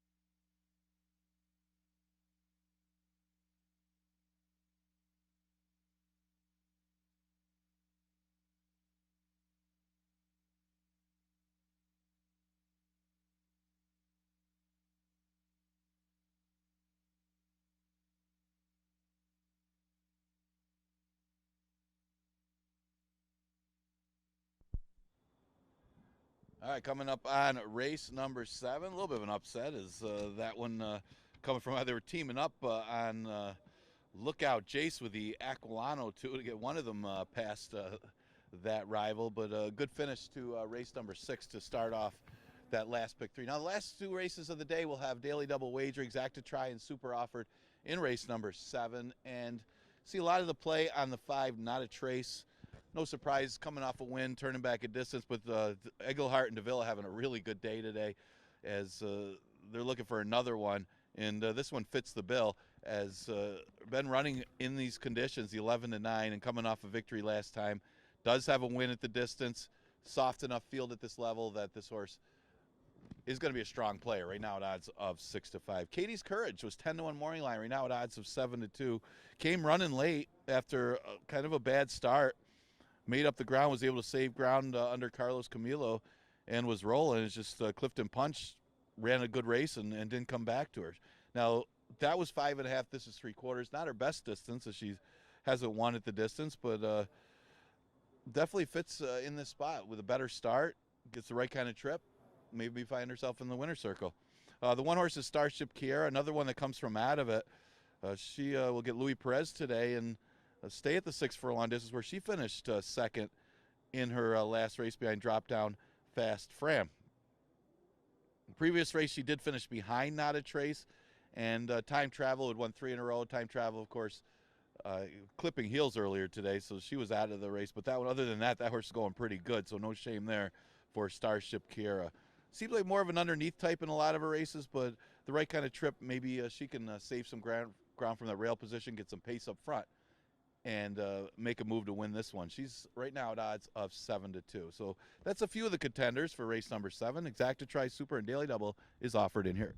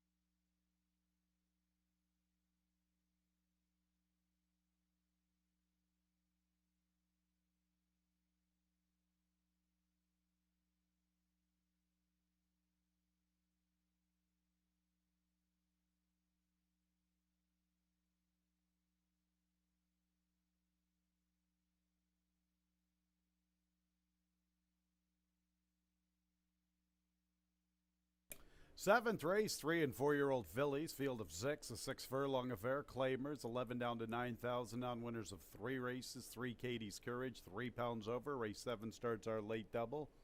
Post time in 6 minutes.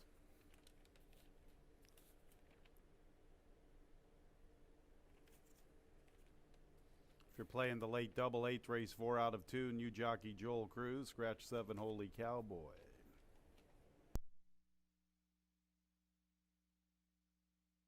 Here's the field for the 7th race, beginning with the 1 Starship Kiara. Luis Perez looking for a riding triple.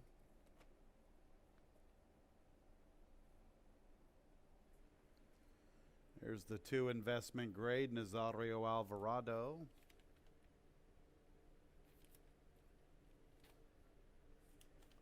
3 Katie's Courage, Carlos Camillo. 4 is Banker's Beast, Harry Hernandez.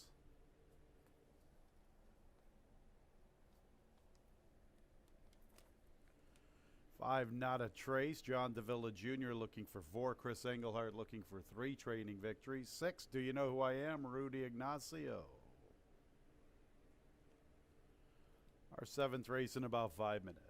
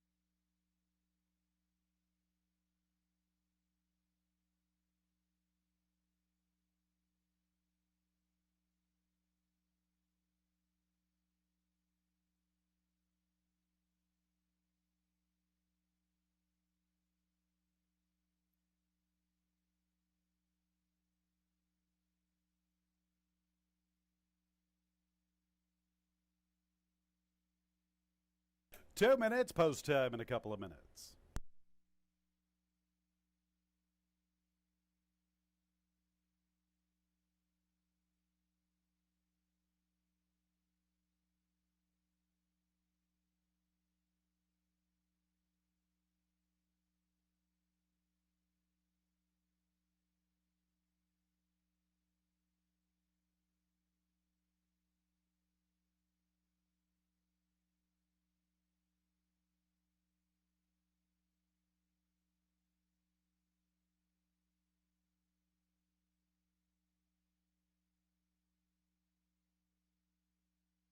One minute, post time in a minute.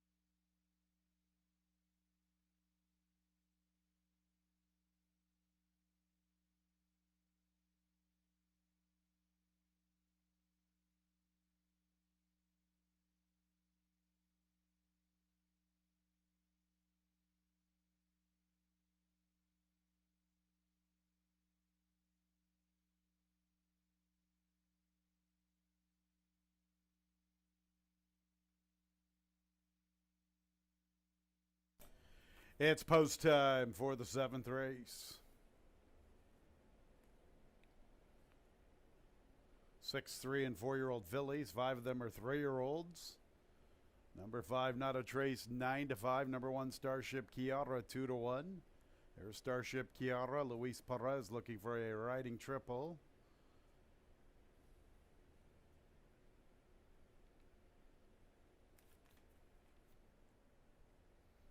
First leg of our late daily double. We are back at it again tomorrow. Don't forget Thursdays, 12:15. That's our post time for the duration of the season.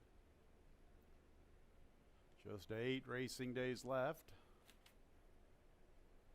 Starship Kiara is in. Here's Investment Grade. 1 of 2 for Lugu. Louis Gutierrez. Katie's Courage, her stablemate, to her immediate outside in the starting gate.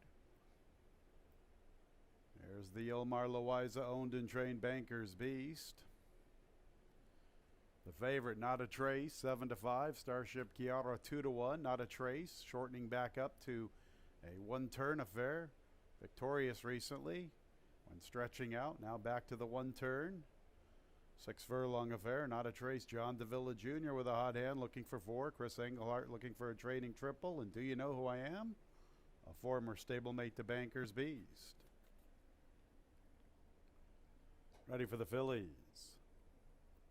And there they go.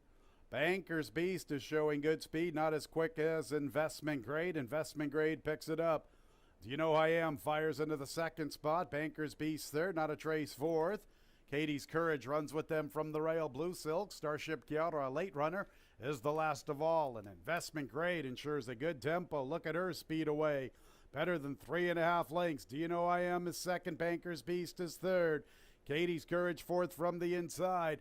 Not a Trace is a good 8 lengths off the lead, and Starship Kiara is beginning to wind up here. Starship Kiara last, but she got a very fast opening quarter to run after, and she is really starting to pick up her stride. On the front end, Investment Grade. Do you know who I am is 2nd. Banker's Beast is 3rd. Starship Kiara continues to roll. Starship Kiara with that fast opening quarter, and she's going to be a handful to deal with in the final 3/16. Here she comes to the far outside. In the meantime, Banker's Beast is getting first run, and Banker's Beast has taken off. In fact, Starship Kiara flattened out just a bit, and Banker's Beast has put this one to rest. Banker's Beast. Banker's Beast with a big run in the final 3/16. Starship Kiara could only manage 2nd. I loved her chances through the turn. Farther back, Not a Trace, and do you know who I am?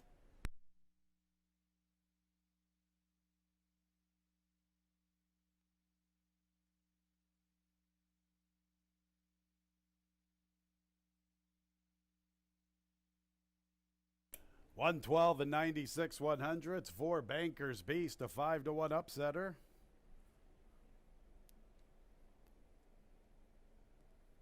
Big run in the final 3/16. 2nd place to the 1, Starship Kiara. Starship Kiara fell in love with her through the turn. She could only manage 2nd. 3rd place to the 5, Not a Trace, and the photo sign is there for 4th. 112 and 96 100s, the final time.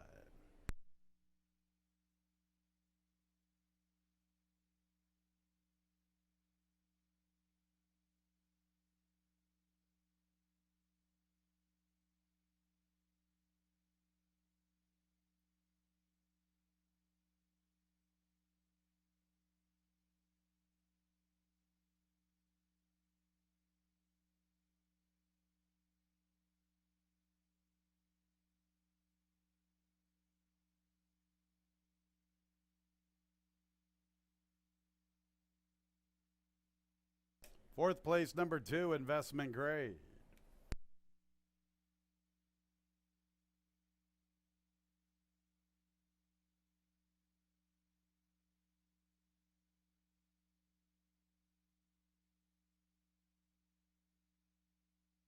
Banker's Beast is in the winner's circle. A beast of an effort, a 4-year-old chestnut filly by Central Banker out of the dam Janny Love. Owned and trained by Ilmar Loiza, winning jockey Harry Hernandez. New York bred by Sugar Maple Farm. Unofficially 4-1, 5-2 on the board. Seventh race is now official.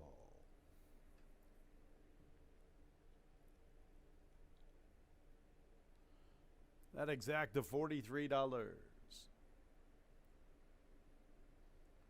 Trifecta $28.50. The dollar superfecta $191.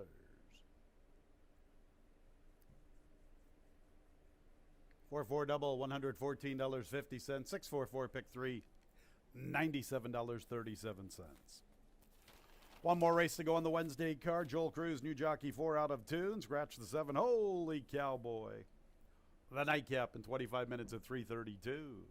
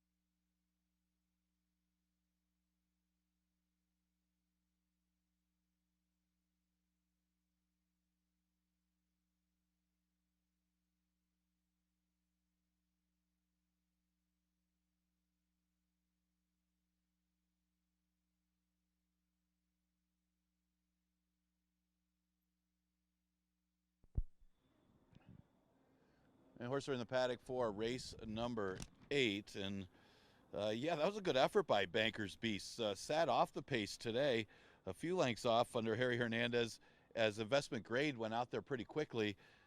Took over and dominated that field. Hernandez for Ilmar Loaiza. Being a big price in there. 5,000 maiden claimer is the last. Just a reminder, we're running Monday through Thursday as we're winding down the season here.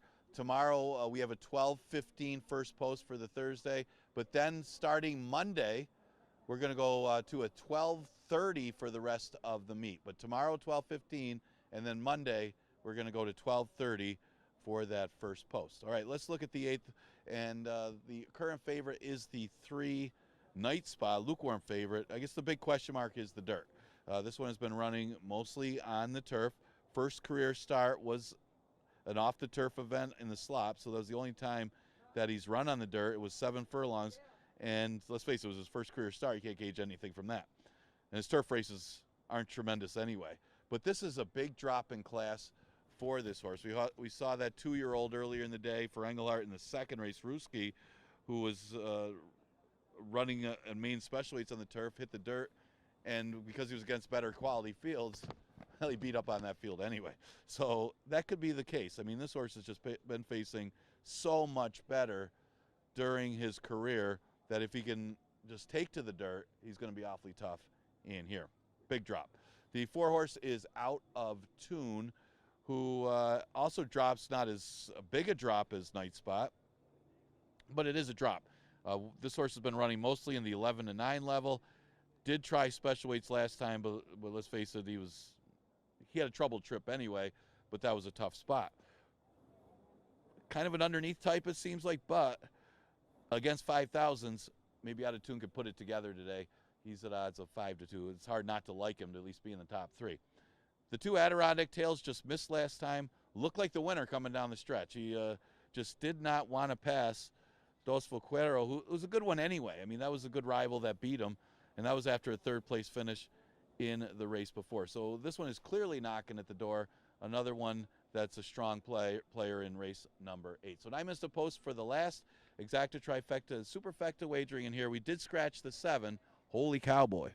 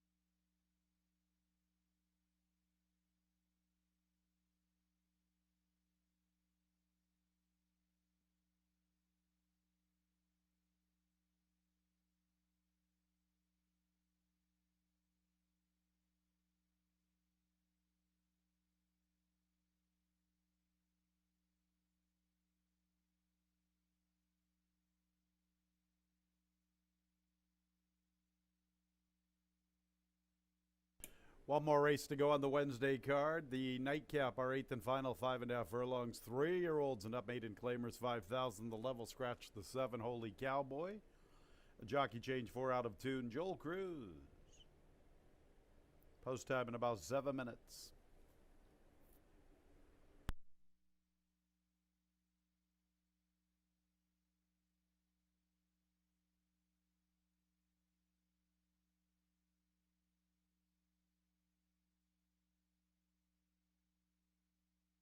Here's the field number 1 legendary bid with Rudy Ignacio. 2 is Adirondack Tales. Oscar Gomez looking to bookend the Wednesday card. 3 is Night Spot. Luis Perez looking for a riding triple. 4 out of 2, new jockey Joel Cruz. 3 and 4 vying for favoritism, both 5-2 onto the 5 March Madness Party, John Berrios. 6 Perfect Symphony, Harry Hernandez looking to sweep the late double. Scratch the 7-8, Sal My Pal, Andre Worry. Chris Progno looking for his second training score on the afternoon. This one's a stablemate to the 2, Adirondack Tales. And the 5 did jump out of line, 5 March Madness Party with John Berrios. The nightcap in 6 minutes.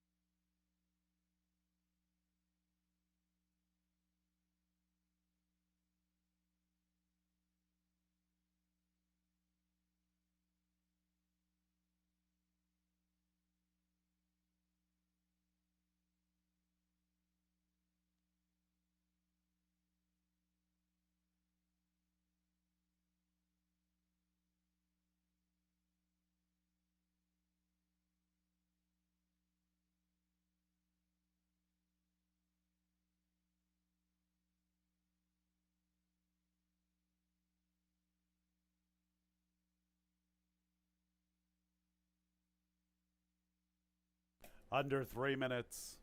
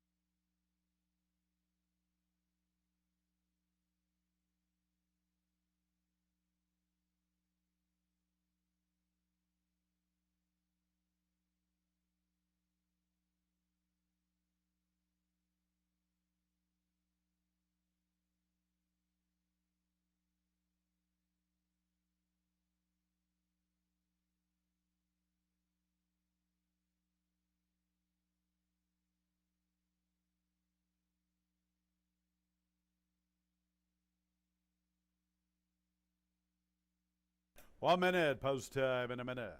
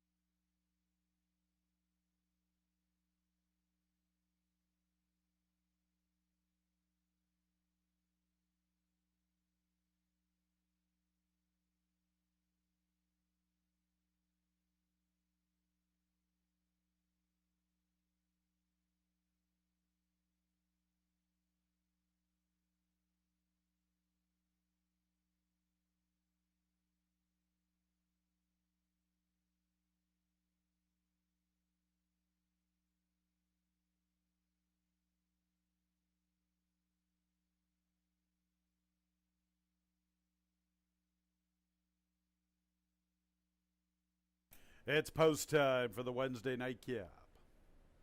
3 night spot 2-1. Number 4 out of tune at 3-1. The 2 Adirondack Tails is 4-1 in the wagering.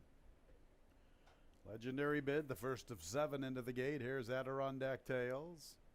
Next will be Night Spot. Out of tune. Do it all over again tomorrow, 12:15, first post. There's Out of Tune. March Madness Party.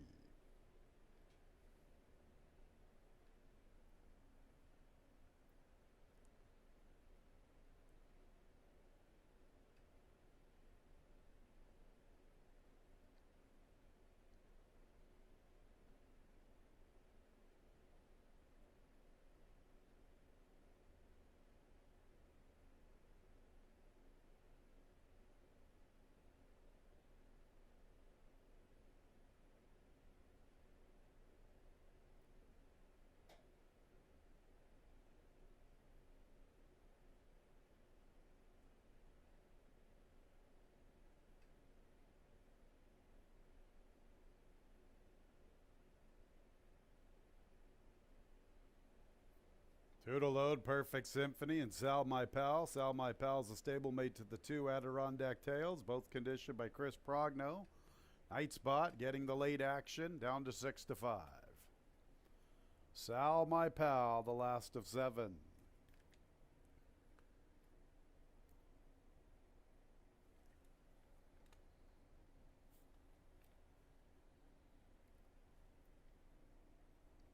Ready for the nightcap.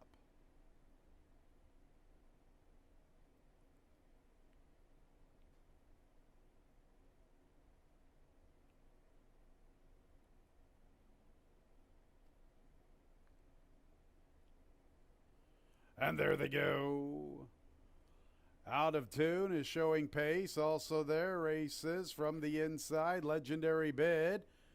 And also up close, Adirondack Tails. Legendary Bid and Adirondack Tails pick it up together. Night Spot third, Out of Tune fourth. March Madness Party has the 5th position from the far outside. Perfect Symphony is second last. Racing with him is Sal My Pal. 2x3x2 heading into the turn. Adirondack Tails and Legendary Bid continue to mix it up. Out of Tune gets a little closer, 3 deep. March Madness Party, the widest of all. Night Spot has to bide his time and wait for an opportunity. 2.5 off the lead. Break of 5 lengths, Perfect Symphony and Sal My Pal. Here comes Out of Tune to confront the leaders. Out of Tune, Adirondack Tails, Legendary Bid. Night Spot continues to bide his time. Perfect Symphony's trying to gather some momentum from one of the back markers. Out of Tune, now Night Spot's in the clear and he's trying to quicken. Out of Tune under left-handed urging by Joel Cruz, tends to do his business. Night Spot's running a good one to the outside, getting to him gradually, but the wire favors Out of Tune. Out of Tune and Night Spot, who's it going to be? Out of Tune.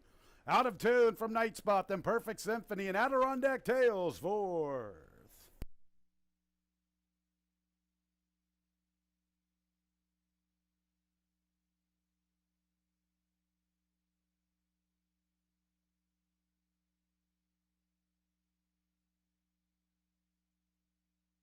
One minute 7 and 6/100ths. The photo sign is up on the board.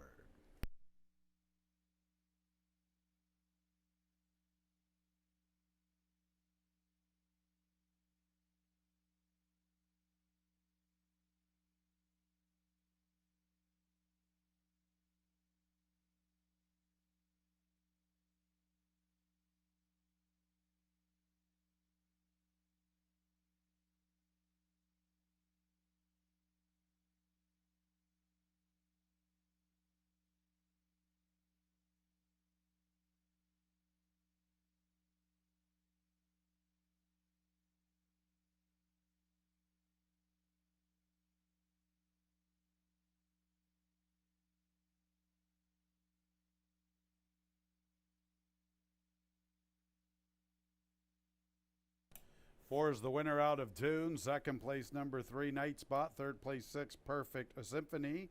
Fourth place, 2, Adirondack Tales.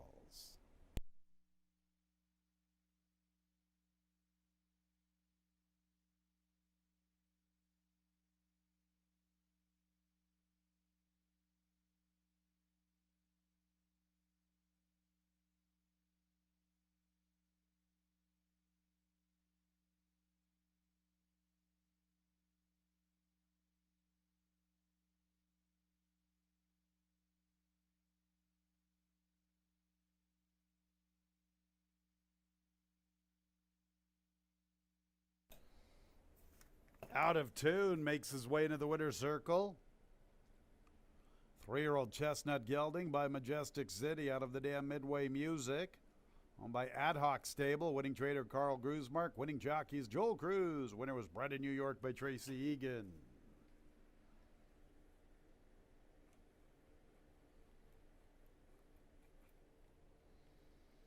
And the nightcap is official. 4362, 4362. The top 4 finishers, that exact to $17.40.